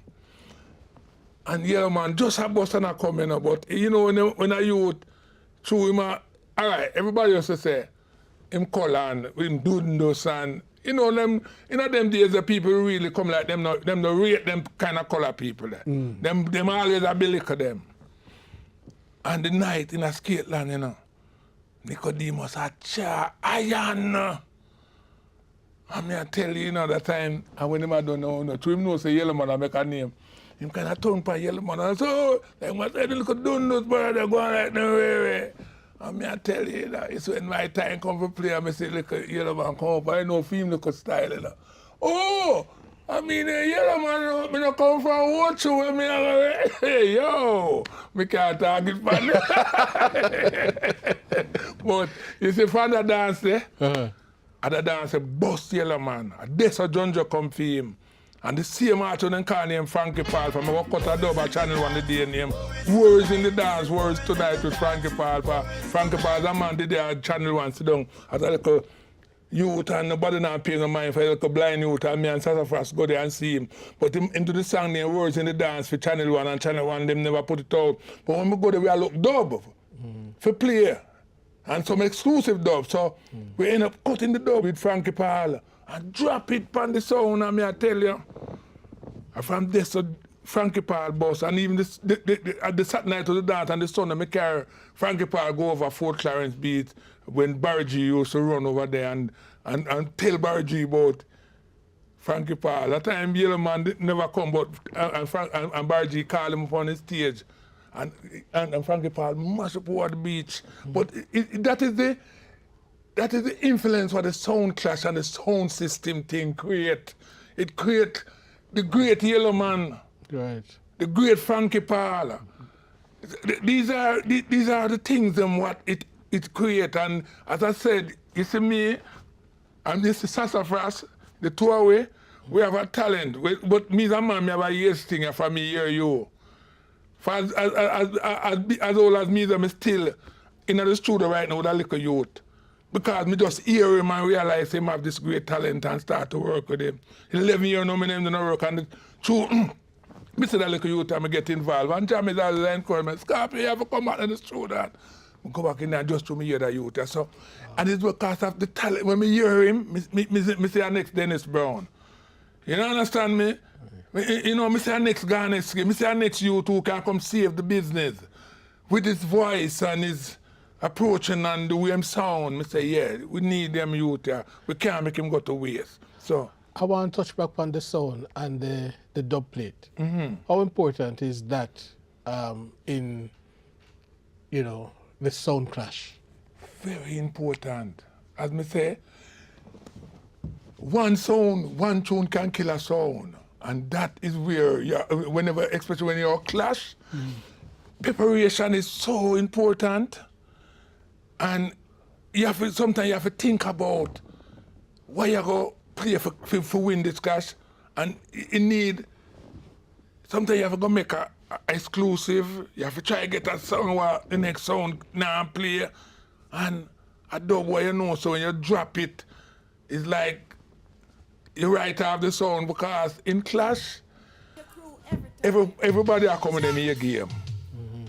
But you know have to try to make your game be a better your game more than the man there. So at all times, when a man drop a song, you have to try to drop a song to counteract that song that will be the winner for the clash. So if you don't have that and you're not prepared for that, okay. It's just like, why? We're talking about that, the clash for the last one with the reggae. And you know, it's the same thing. I say, a brother do a custom thing and the man and prepare for him and I wait for him every time and play it. And the next brother for the next sound have one. He say, hey, you don't know. Boom, and drop it and it end up that he won't connect. Because what? Him play a song for counteract the one where you play. So you have to, you know, you have to dip on top of your thing. Who are some of the artists who, you know, create the best dub plate for you during your career? Why, me tell you some of the artists them, me always name a couple of them well, but me can tell you my main dub killing song them is John Holt. For me, the first one do a dub with John Holt, and enough people don't all know, and them their history again. John Holt never know for the dub. Freddie McGregor never know for the dub. And me, them are my students, them come start the dub plate, you know. Jimmy Landon, them don't know nothing about it, and we start me and hey, listen, the history of me do when you talk about dub plate. John Holt. Me look at John Holt and say, John Holt, you know, so would I like buy some dub with you, with my sound. And the way me kind of skeptic in my dub, John Holt never do dub yet. So he must say to me, say, then what the rhythm want me to do it, pan? For me, want stealing.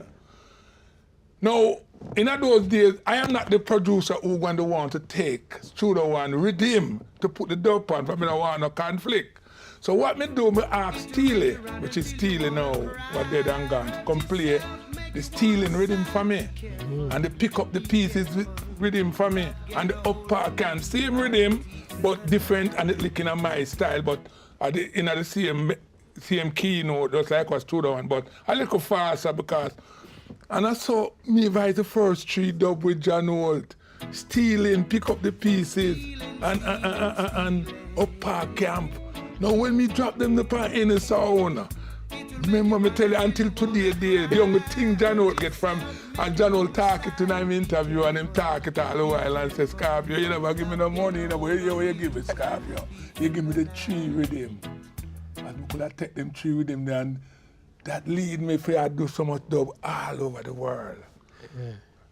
But your sound was known as Horseman sound. Yes. Where that come from?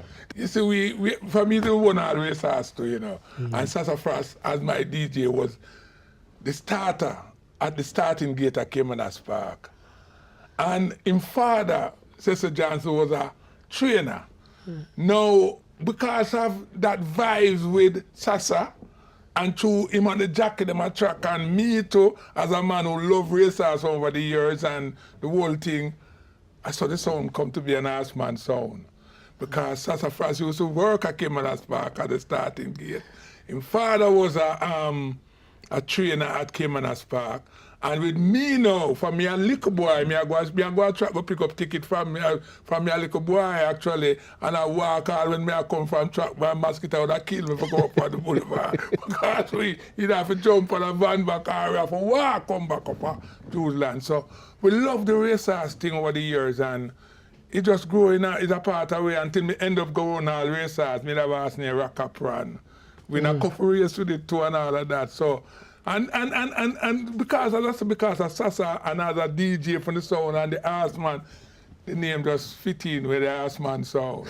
So, you know, more time we all up on stage and you see them in the Horseman outfit and trees dying and whip on him. You know what I mean? Do you enjoy touring?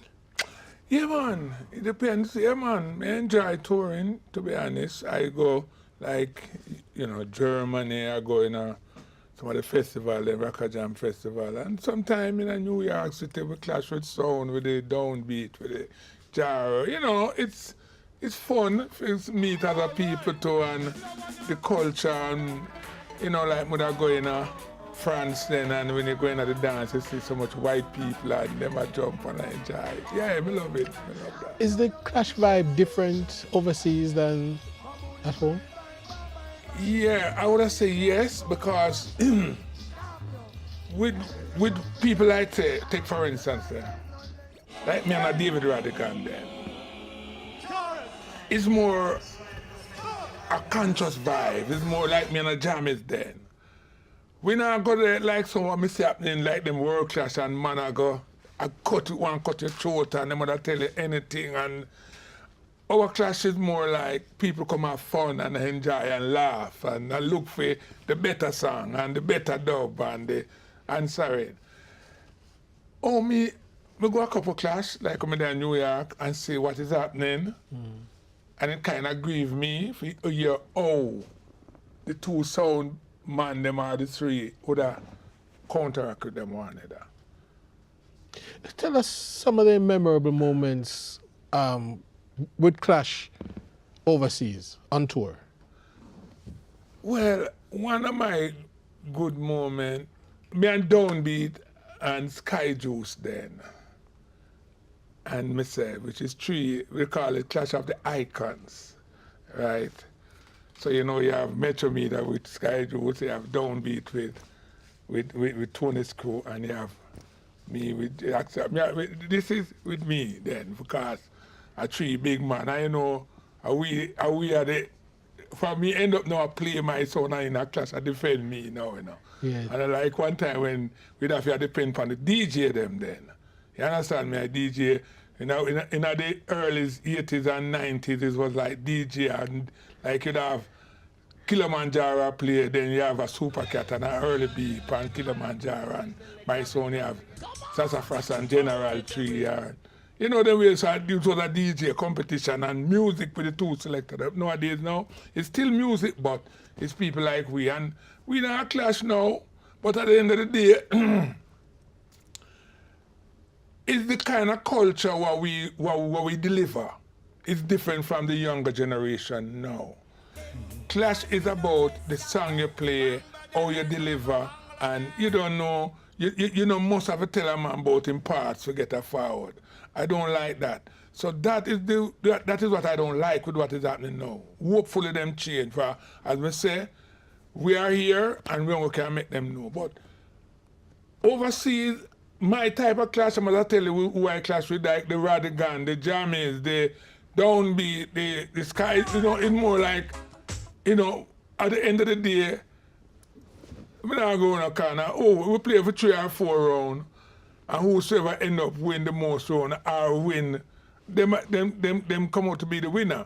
But as I said, you know, we don't really tell people about them parts or tell people about them. That is the difference with my type of clashing. And I really pick and choose who I would have clashed with. You understand me? Yeah. What are you doing these days? Oh boy, I think I'm having a little nice time them whole days. For me turn all a radio disc jockey now. I'm working on the Bridge radio station. Shall we expect a book from Jack Scorpio? Well, you know, I wouldn't mind that happening if this is a book you're getting. No, you can't. these things is to the documentary because, I mean, listen, we do a lot and this music what we have is so precious for the whole world, not just for Jamaica. Why doing so because Jamaica is so small, but when you go, take for instance, we go Japan, and when you look on the crowd in Japan, and when you look on when you play a music and you might take up your mic and say something and see how the crowd react. Remember, these people are not black people. But that kind of response, what they give it to you, you know, so our music is great.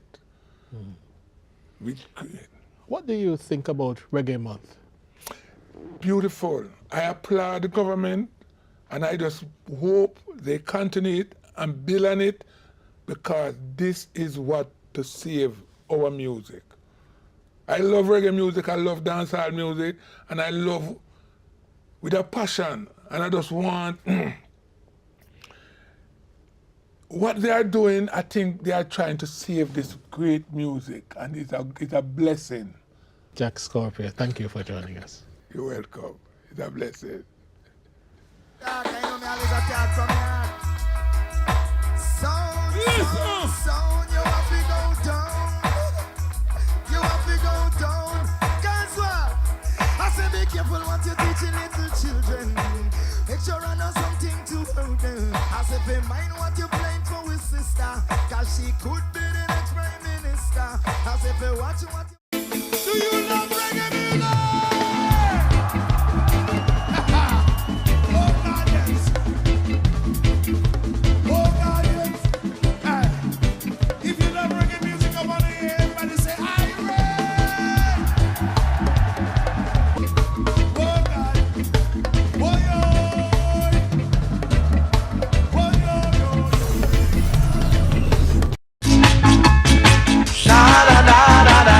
In the Reggae Studio with our reggae ambassadors as they reveal the other side of the reggae beat outside the spotlight.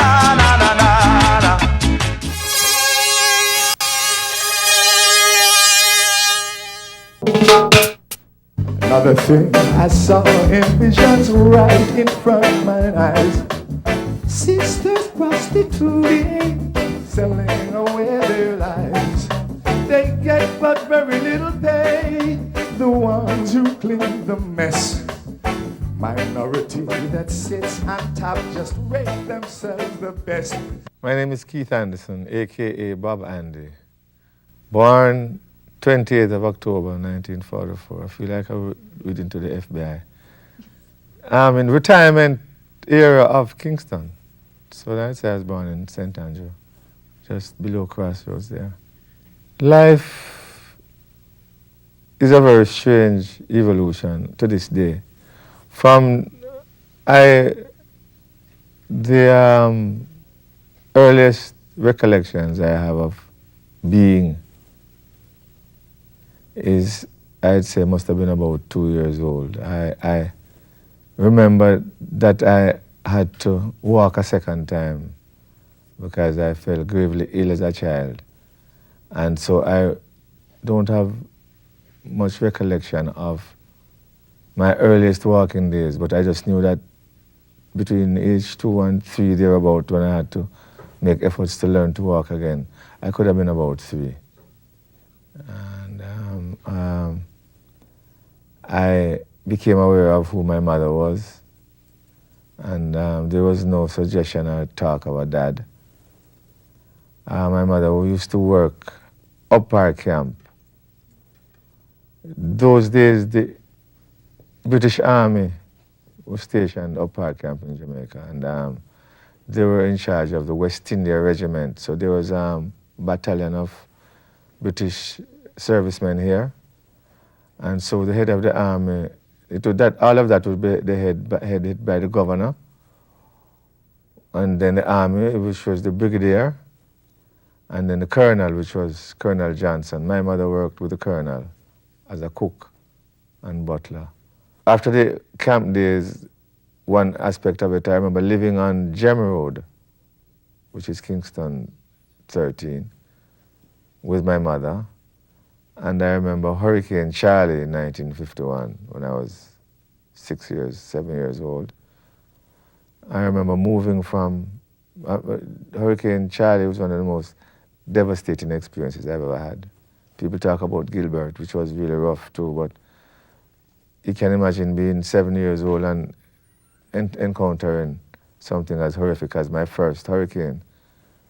I remember Mrs. Smytle, the woman who owned the yard we lived in, about 6 o'clock the Friday, she just says, Miss Daisy, she's my mother's name, look at the sky, we're going to have a hurricane.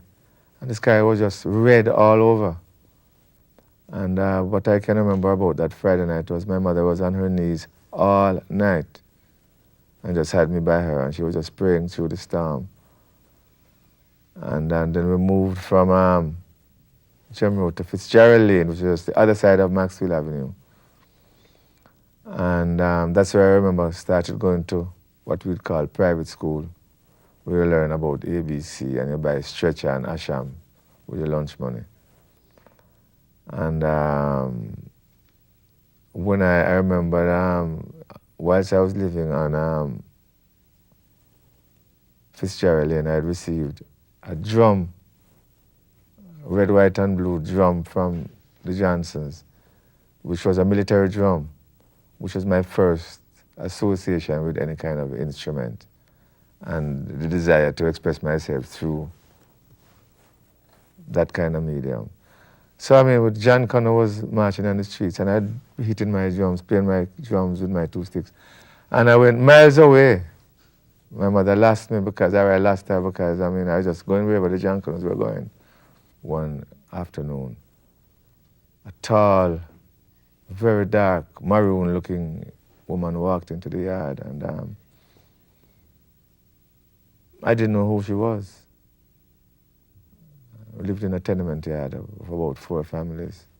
The owners of the house and the land, and a separate house where they had 3 tenants, and we were one of those 3 tenants.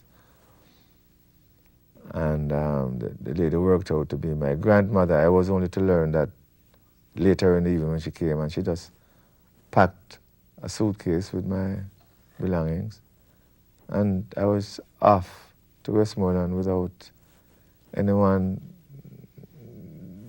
making any kind of statement to me or asking me how I felt about the matter. I was shipped off to Westmoreland.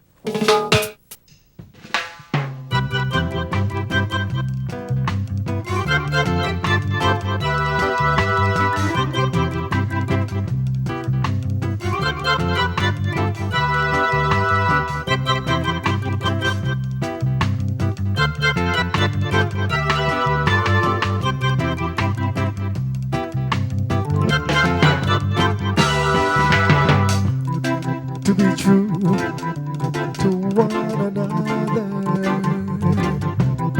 to be kind and gentle to each other, to give your best when it's asked of you. Do what you've got to do when you're supposed to. You've got to feel it. You've got to feel the soul down inside of you. You've got to feel it twice times. One more time. It says, and if you're to feel it, you've got to be clean.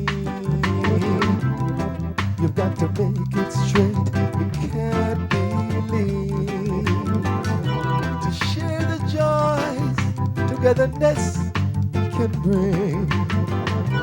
To the true soul, you'll just have to cling. Then you will feel it. You'll feel the soul, the soul, the soul inside of you. You've got to feel it deep down inside.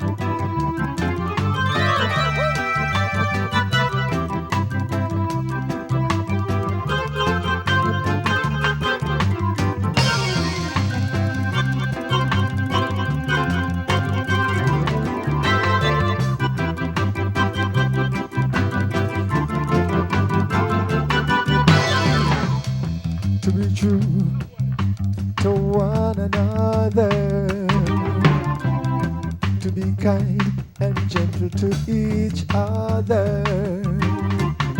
To give your best when it's asked of you. Do what you've got to do when you're supposed to. You've got to feel it. You've got to feel the soul down inside of you. You've got to feel it. I can feel my soul. I can feel my soul. I can feel my soul deep down inside. It's the way I live my life. I try to live it clean. Don't wanna be lean, so I can always feel my soul. I can feel it, I can feel it, I can feel it, I can feel it, I can feel my soul. I can feel it, feel my soul. Sometimes I feel it in my mind, at times in my heart, at times in my body, and every single part of me right now. I can feel it, I can feel it, I can feel it. I can feel it, I can feel it, I can feel it, I can feel it, I can feel my soul. My grandmother must have loved me dearly because I had at that time my first demonstration of love, more than even my mother, came from my grandmother. So I started appreciating that relationship. And so I went to my grandmother's church, which was Baptist, and started off going to school in Westmoreland. And I was obviously a bright child because I remember the kind of reaction and responses I used to get from my teachers. And so my grandmother died, and my mother came to bury her, and someone asked, she remarked about having to take me back to Kingston. And someone said, well, you want to leave him with me? And she said, oh, yes, you want him? And I said, yes. She said, okay. And so I was just shunted to another family member. And then I started going to another church with this family member, my mother's aunt, which would be my grand aunt. And her church was Salvation Army. And I remember playing drums and tambourine in Salvation Army, so I became musically active. And there was no children's choir as such, but we spent long hours in church. One of the things my memory of church was very boring and drawn out. And so while these country people would sing these hymns, and they would sing them very slowly and very, and so because I had to be there, I found another way of singing these songs. I found myself another note just to stay in touch. And so I was expressing my knowledge or a feel of harmony, which I didn't realize I was doing then. And so I did quite a lot of singing in the Salvation Army Church. And then things got very awkward with these grand relatives I was living with, and I just ran away to Savlamar. The family that took me in Savlamar, the guy had 19 children, and I was number 20. There was a member of that family who was a blue seam policeman. And I dreamt early the Sunday morning that he came to me and said, hey, they're here for you. You have to leave. And as I woke up out of my sleep, someone came and said that somebody was outside to see me. It was my grand aunt. And she was most perturbed, fretful and worried. She said she's going to take me back to Kingston to my mother. And she did that. My resistance is getting weaker. I just can't stand the pressure. I can't be any meeker. I've got to find me some of the treasure I need. Nothing to be a man, because I was born a man. I deserve the right to live like any other man. It says very simply, my mind's in such a state. Sometimes it makes me sick. At times I try to hate, but I just don't know the trick. I need nothing to be a man. Because I was born a man, I deserve the right to live like any other man. Oh, any other man. I just want the right to live.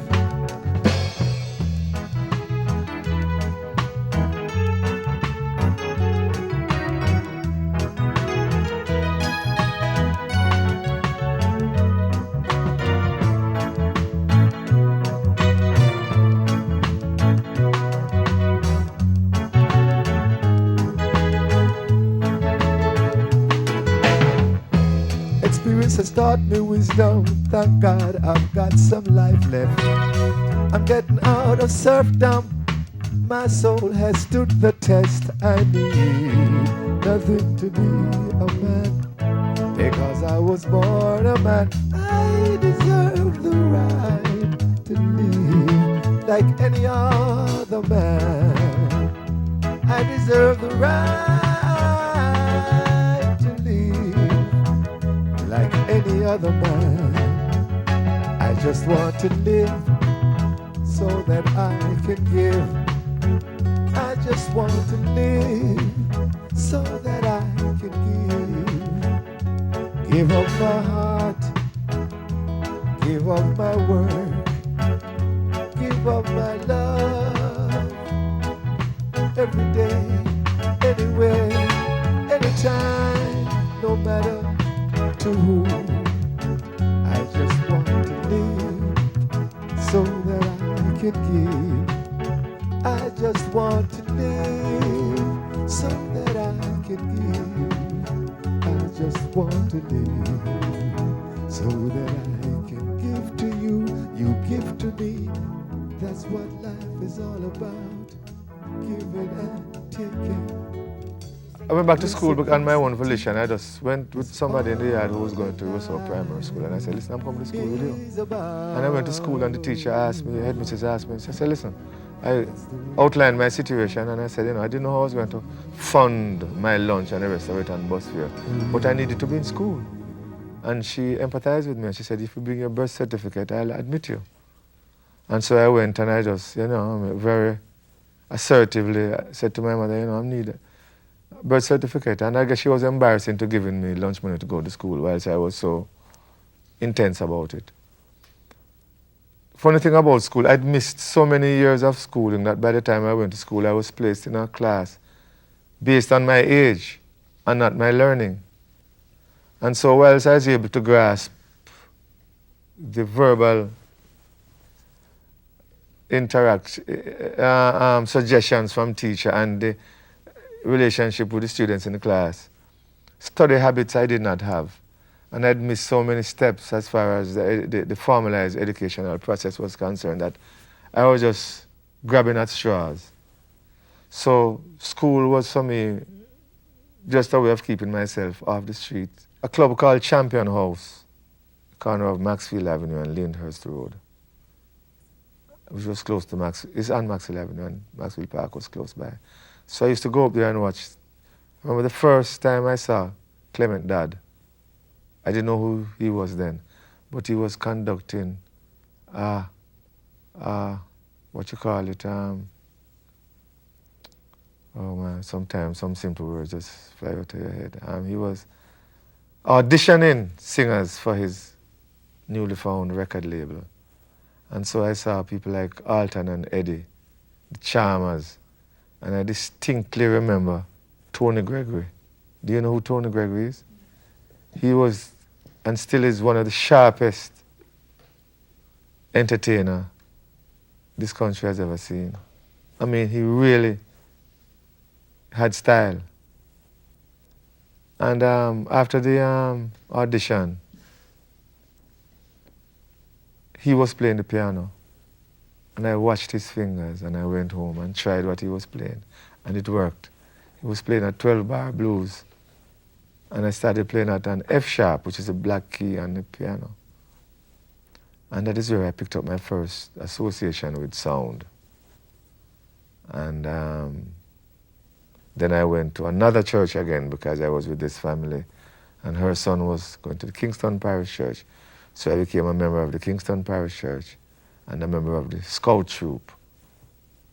It's a very disheveled and unbroken and no particular pattern to that kind of life, but I was just feeling my way through life. And it was at Kingston Parish Church that I met Tyrone Evans, where the harmony that I discovered years before in the Salvation Army Church became evident, because one of us started singing the song by Alton and Eddie. We were at the Ward Theatre, going to a church picnic, waiting on the bus at the Ward, when my friend started, "If I had a pair of wings," and I just started singing the harmony. And so we just looked at each other quite strangely, as if questioningly asking, "Oh, you know that too?" And so we interchanged the harmony, so we knew that we were onto something. Our voices blended, and we just took any of those duets and just sung them. In the Kingston Parish Church Hall, there was another piano, and he and I and people used to just crowd around the piano and we would just sing. And we recorded that song as a duo. And then we decided that there were some very strong duos at the time. There was Alton and Eddie, there was the Chalmers, there was Keith and Enid, there was Joe Higgs and Wilson, there was the Blues Busters. We were just flat out intimidated by these powerful singers, so we decided maybe we should become a more numerous group where we could pull on strength and the security in numbers. And so we formed different groups with different young men, teenagers. The group was once called the Binders. The group had about 2-3 different names before we ended up with the Paragons. The name was given to us by Junior Menz, who were to later sing with the Techniques the song of Queen Majesty. Junior Menz, Errol Menz is a guy who's, after he left the Paragons, he gave the group the name. He went to New York in the early days, went to school with Little Anthony and Imperials, Frankie Lyman and the Teenagers, the early doo-wop days. And when he came to Jamaica, he told us about an American group called the Paragons that was defunct. And he left the name of the group. And so the group changed Leroy Stamp, Pele, Henry Buckley, who was to later on become the bandmaster for the Police band, and Trevor Tennant, who was an Excelsior high jumper, who was the bass singer. And then Tyrone and myself found Howard Barrett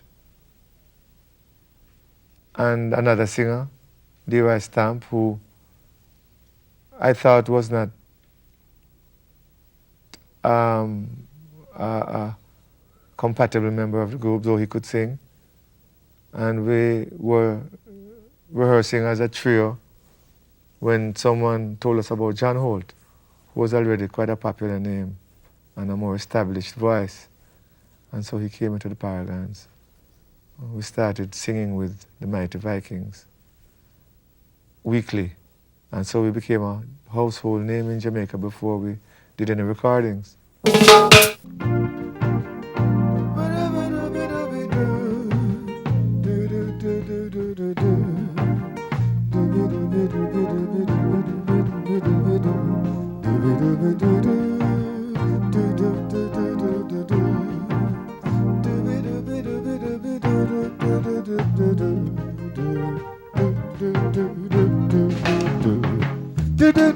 I am rich cause the sun shines for me. I never cry cause I know that the rain falls for me. I live like a king though the salary I earn is thin. I realize money's not all there are other things.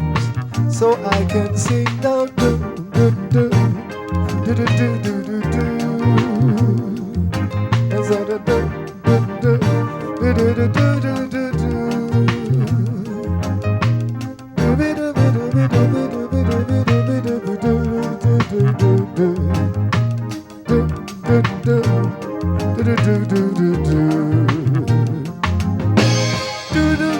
All I need is to always be free.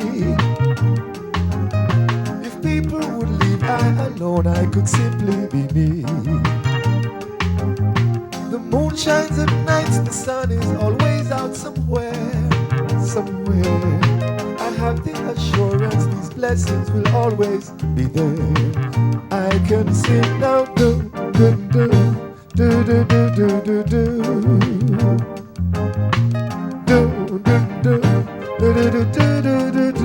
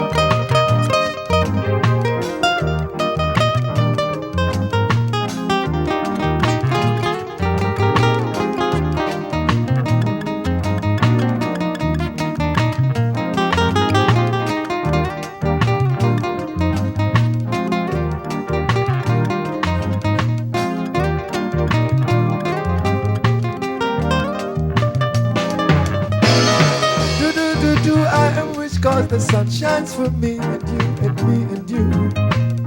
I never cry cause I know that the rain falls for me. I live like a king, though the salary I earn is very thin, so thin. But I realize money's not all there are other things. So I can sing now, do do do do do do do do do do.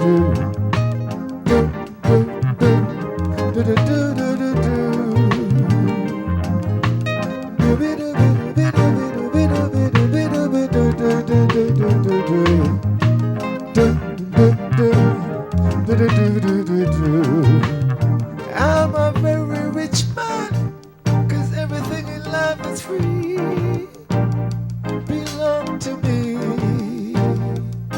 like the birds that sing, fish that swims, and the stars that flicker in the skies at night, the sun that shines, moon that shines, they all are mine. The air, very air I breathe, everything is mine.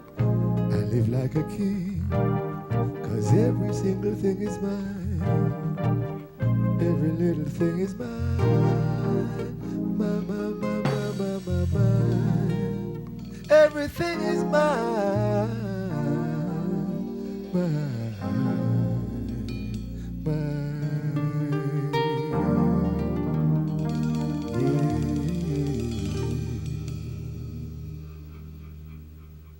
When we went to Studio One, and I'd played all these, I was playing the piano and rehearsing the group, and Dad was most impressed with how tidy we were. We had good harmonies. We were a disciplined set of youth who were going to school. Very much a little bit different from the youth that he was accustomed to. We recorded our first single with him, a song I wrote called Love at Last, which went #1 on both charts, JBC and RJR. Then we had the interest of Ratcliffe Butler and Desmond Chambers, who both worked with RJR. And we used to just drive around and drink a lot of liquor.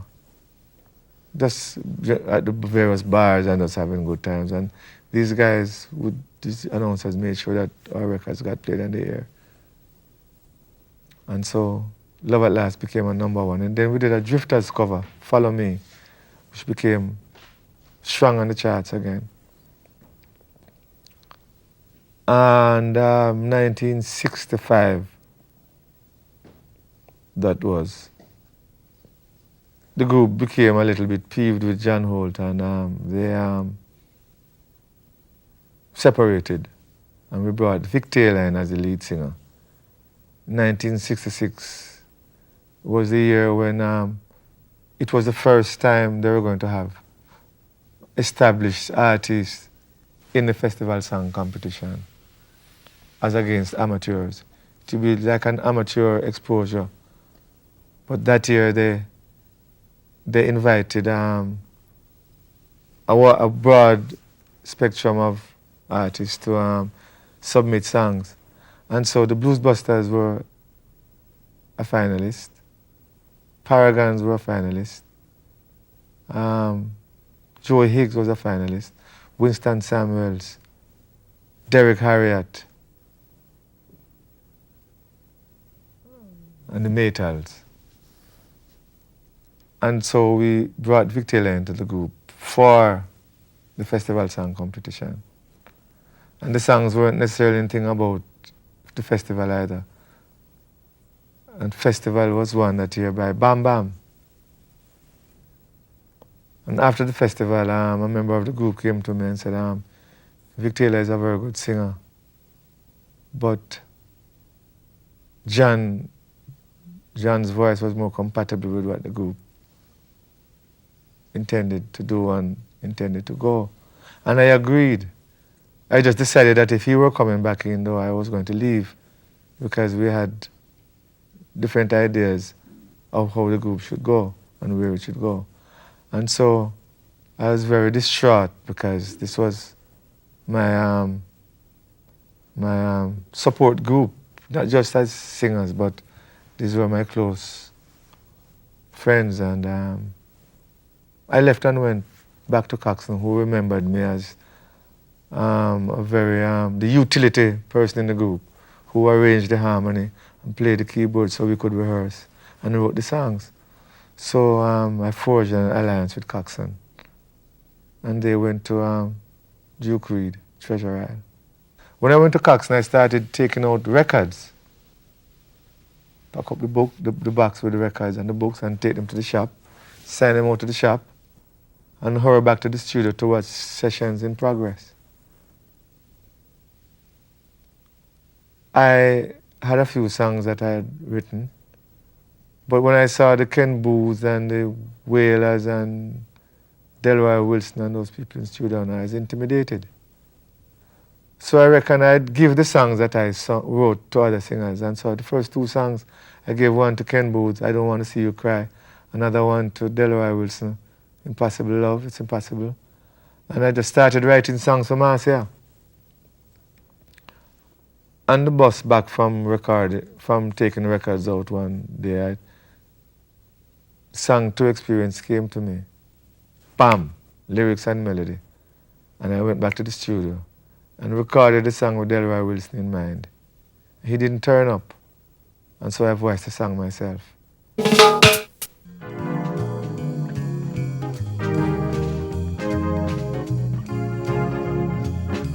The girl doesn't want me around.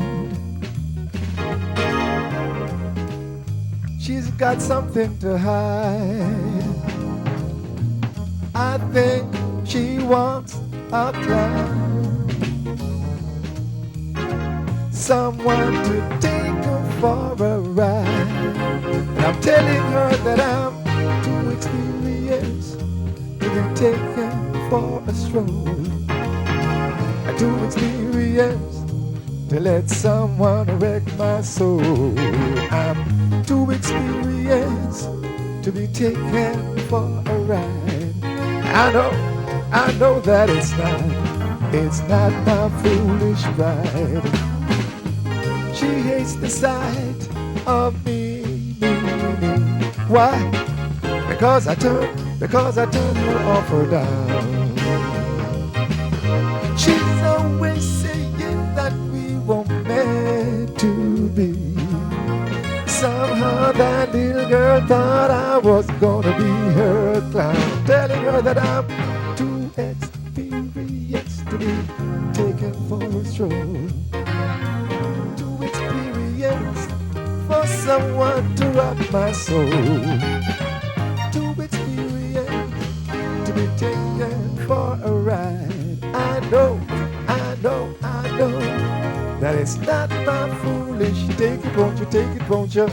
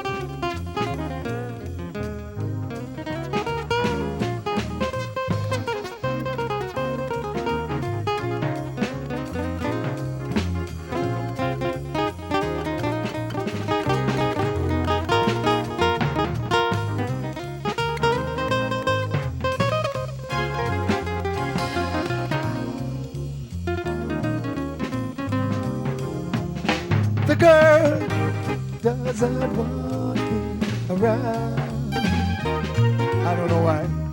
She's got something to hide.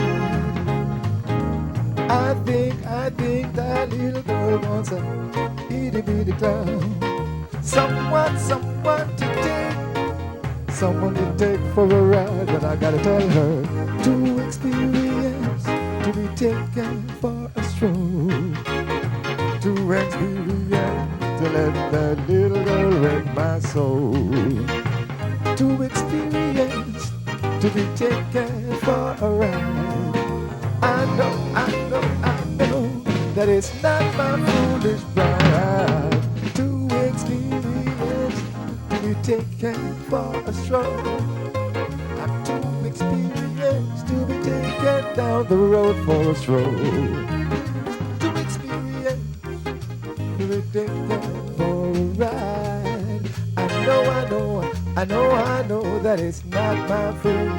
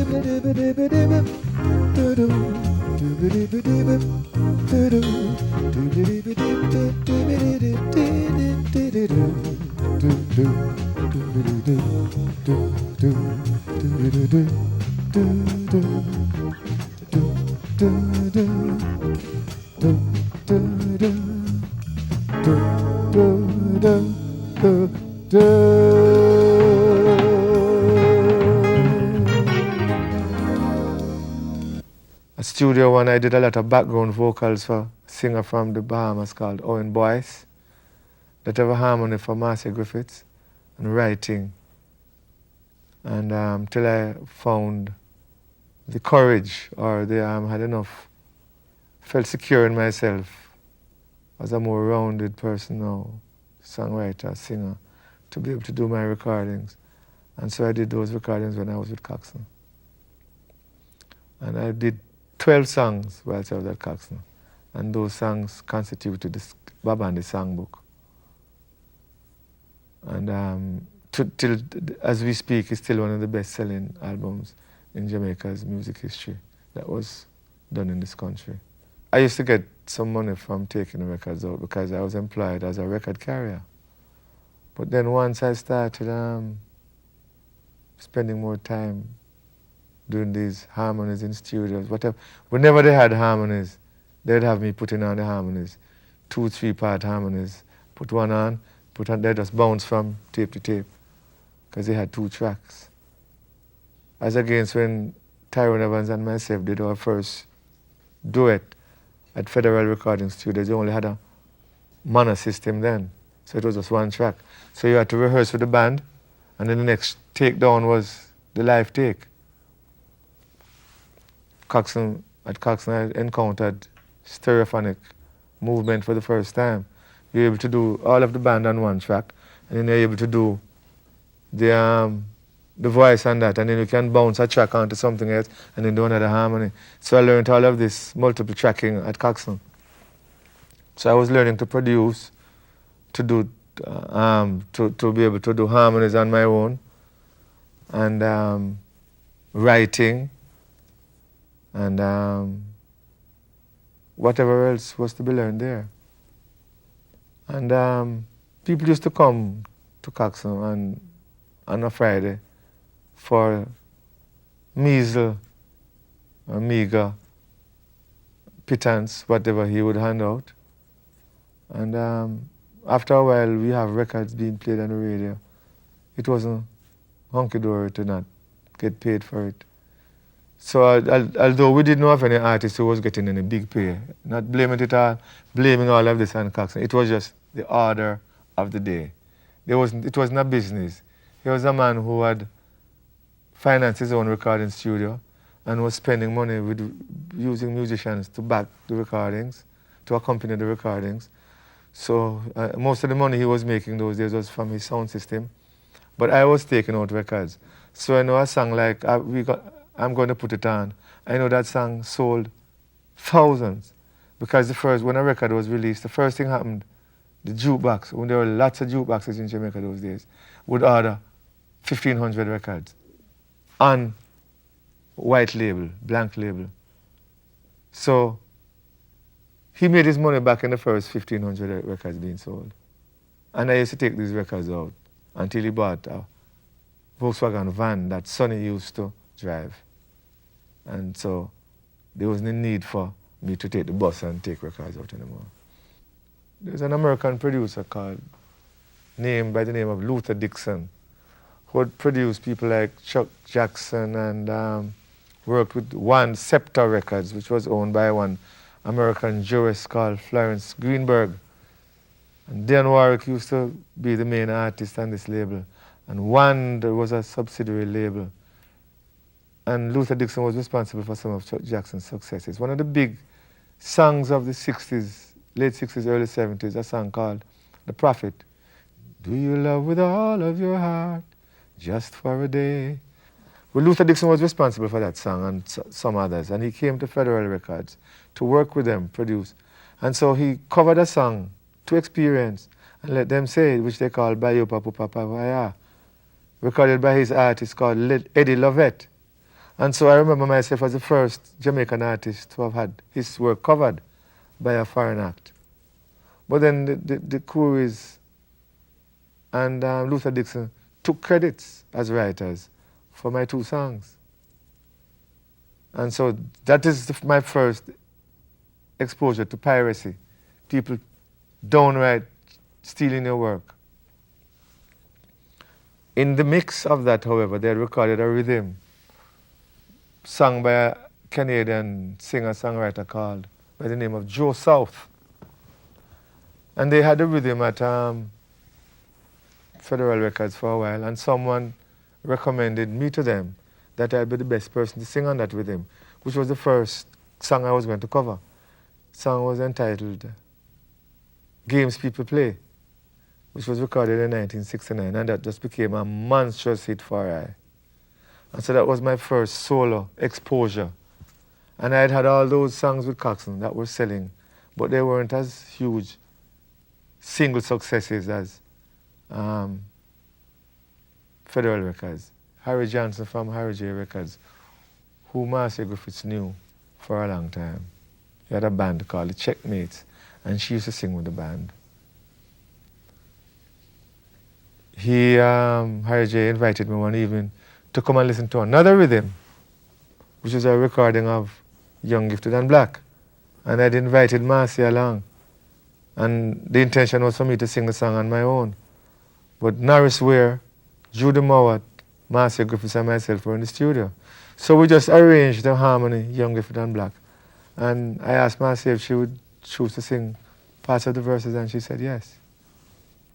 And we sung the song, and I totally forgot about the song. That was in early 1970, I think. And like 3 months after, Harry Johnson came to us and asked us if we had passports. And we said, well, yes. Why?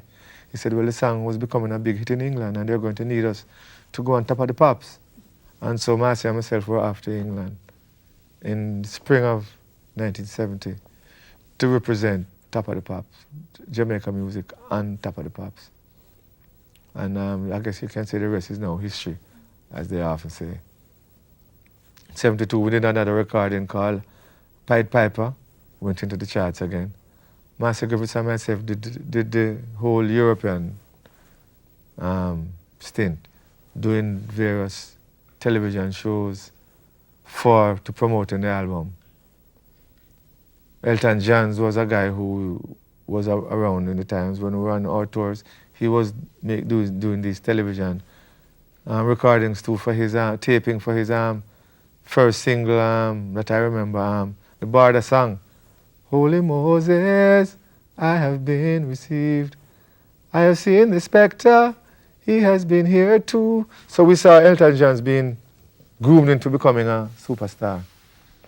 We came back from England and I did some recordings with Harry Johnson, because by then Marcia Griffiths and myself had gotten a contract with CBS Records. But we were the hottest thing in England at the time, because then Desmond Dekker was hot, Jimmy Cliff was hot, but Young, Gifted and Black, Bob and Marcia were definitely an item. And Johnny Nash's manager negotiated a contract with CBS. And I came back to Jamaica and Marcia and myself did an album, very good album. And CBS shelved it, and we think they only signed us up because they wanted to push Johnny Nash. Not that he wouldn't have been a mammoth success on his own, but they were trying to have an American boy singing reggae music. So if they removed the authentic reggae artist out of the way, then it would be easier for them. Because CBS, whom Johnny Nash was signed to at the time, just signed us up, paid us a small advance, and just shelved the album. And so by the time I got back to Jamaica, I was just disappointed, disillusioned, and out of it. And Bob Marley was on the rise, recording at Harry J Records. As soon as he got his act together and worked out his direction, he decided that for whatever reason the Wailers had a parting of the ways, and he decided to sing with backup vocals, and so the I3 evolved. And so Marcia went to do the I3 thing, and I just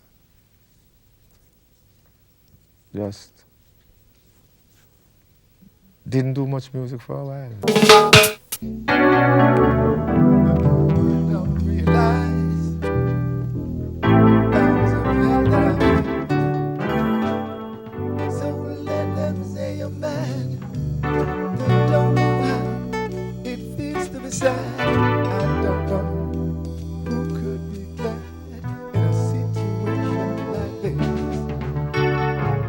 My life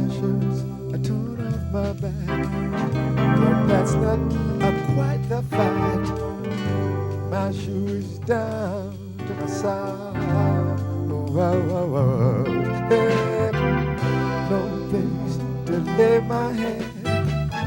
Don't even own a bed. Can't remember when I've eaten bread. And it was true back then. They don't seem to realize what really keeps me alive. It's the power that's so great. No man can destroy. They'd like to understand just where I get my helping hand. So they criticize while I look and live to the top now. Babu ba, oh babu babu baba ya, babu babu baba ya, babu babu baba ya, babu baba ya, babu babu baba ya, babu babu baba ya, babu babu baba ya, babu baba ya. The people see me acting strange. They might think it's a burning shame. The people don't realize the pangs of hell that I feel. So let them say I'm mad. They don't know how it feels to be sad. I don't know who could be glad in a situation like this, when my last shirt's torn off my back, but that's not quite the fact. My shoe is down to my soul. No place to lay my head. Don't even own a bed. I can't remember when I've eaten bread. And it was true back then, but babu babu baba ya, babu babu baba ya, babu babu baba ya, babu baba ya, babu babu baba ya, babu babu baba ya, babu babu baba ya, babu baba ya, babu babu baba ya, babu babu baba ya.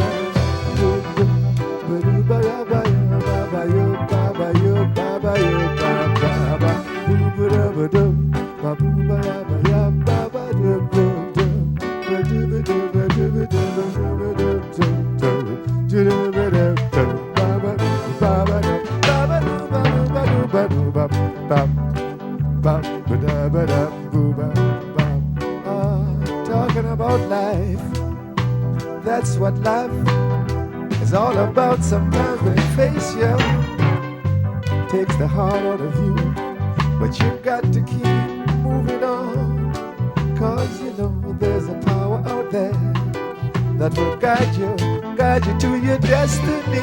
Ba ba boo ba boo ba boo ba boo ba boo ba ba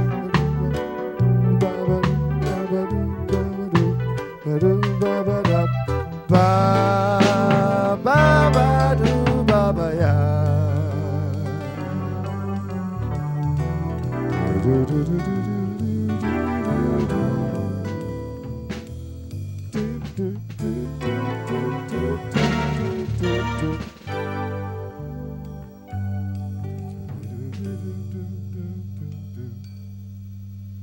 I became a member of a drama group in University of the West Indies. And I did various drama workshops, 1 or 2 plays. And then Lenny Littlewhite had me audition for the film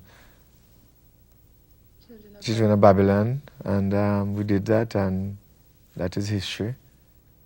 And I registered a company and formed my own record label and just started doing my own recordings.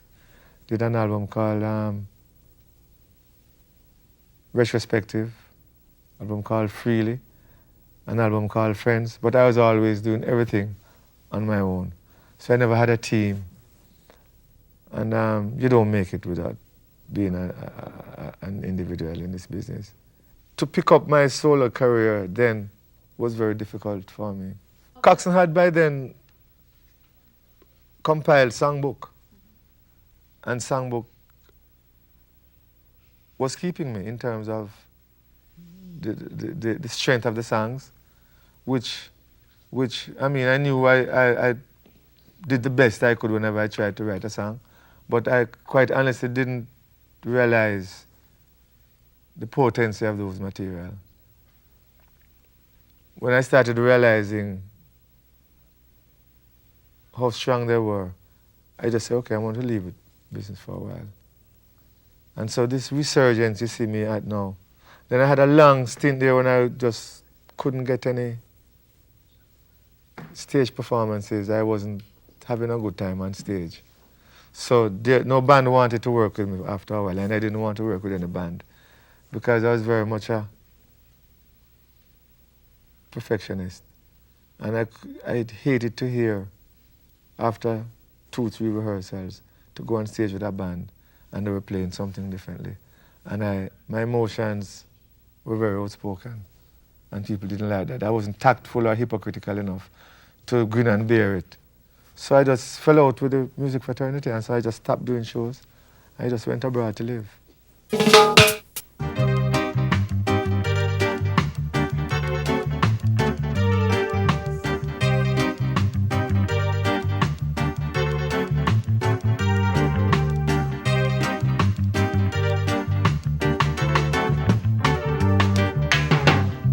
Just take these chains away and set me free. Remove my outer bondage and we will agree. Too long I've been a slave, I refuse to be anymore. I'd rather dig my grave than be locked behind the door. I wanna help myself be an independent man. I don't want no one to give me a helping hand. Whether you're black, whether you are white, I don't give a damn. I just wanna be alright.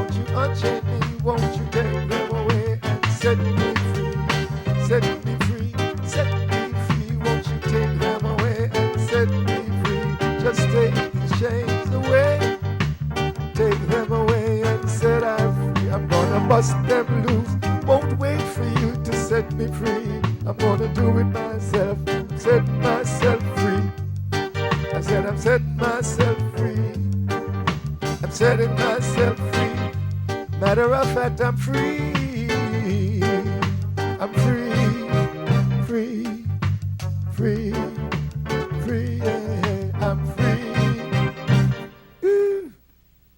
I was the first chairman of the Caribbean Copyright Organizations.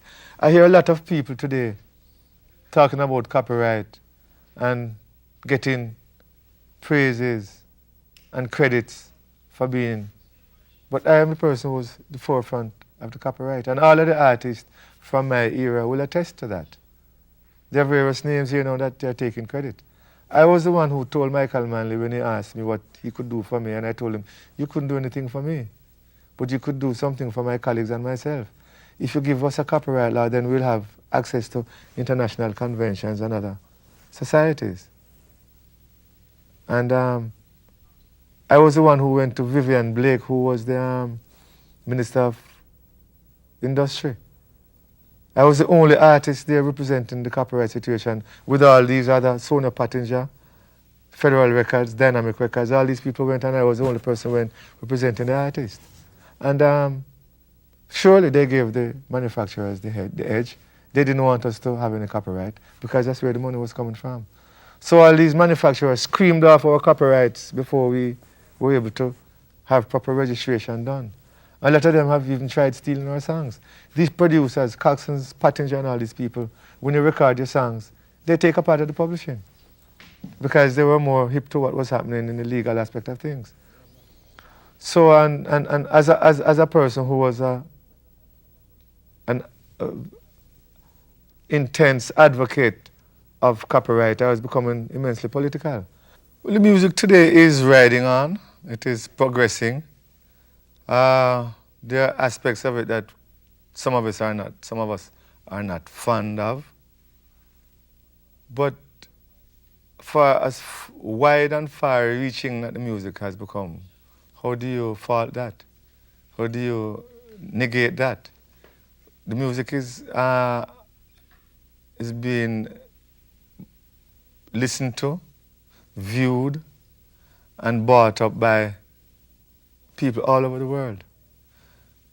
So as far as what people call rap or dance hall is concerned, so you can question some of the contents, lyrical contents. You could do that in my era too, and successive eras. My take on the matter is that every generation has to have its say. My generation, my parents were not in agreement with the kind of music we were doing because they used to call it rag music, rag or reggae, rag songs. Once you weren't singing something spiritual, you were singing rag song. And if you were singing rag song, you was going to give your soul to the devil. No one talked about the fact that there was a living to be made there. It was an avenue for expression. So, and we stuck to it, and it is now history. One of the commodities that Jamaica clings to because it's so vibrant. And so the same goes for this generation. I mean, this is how they feel, this is what they live, these are their experiences, and this is the medium through which they express this experience.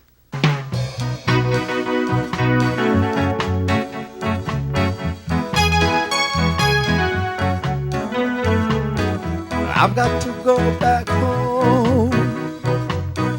This couldn't be my home. It must be somewhere else, or I would kill myself because can't get no clothes to wear, can't get no food to eat, can't get a job to get bread. That's why I've got to, if I've got to walk, to run.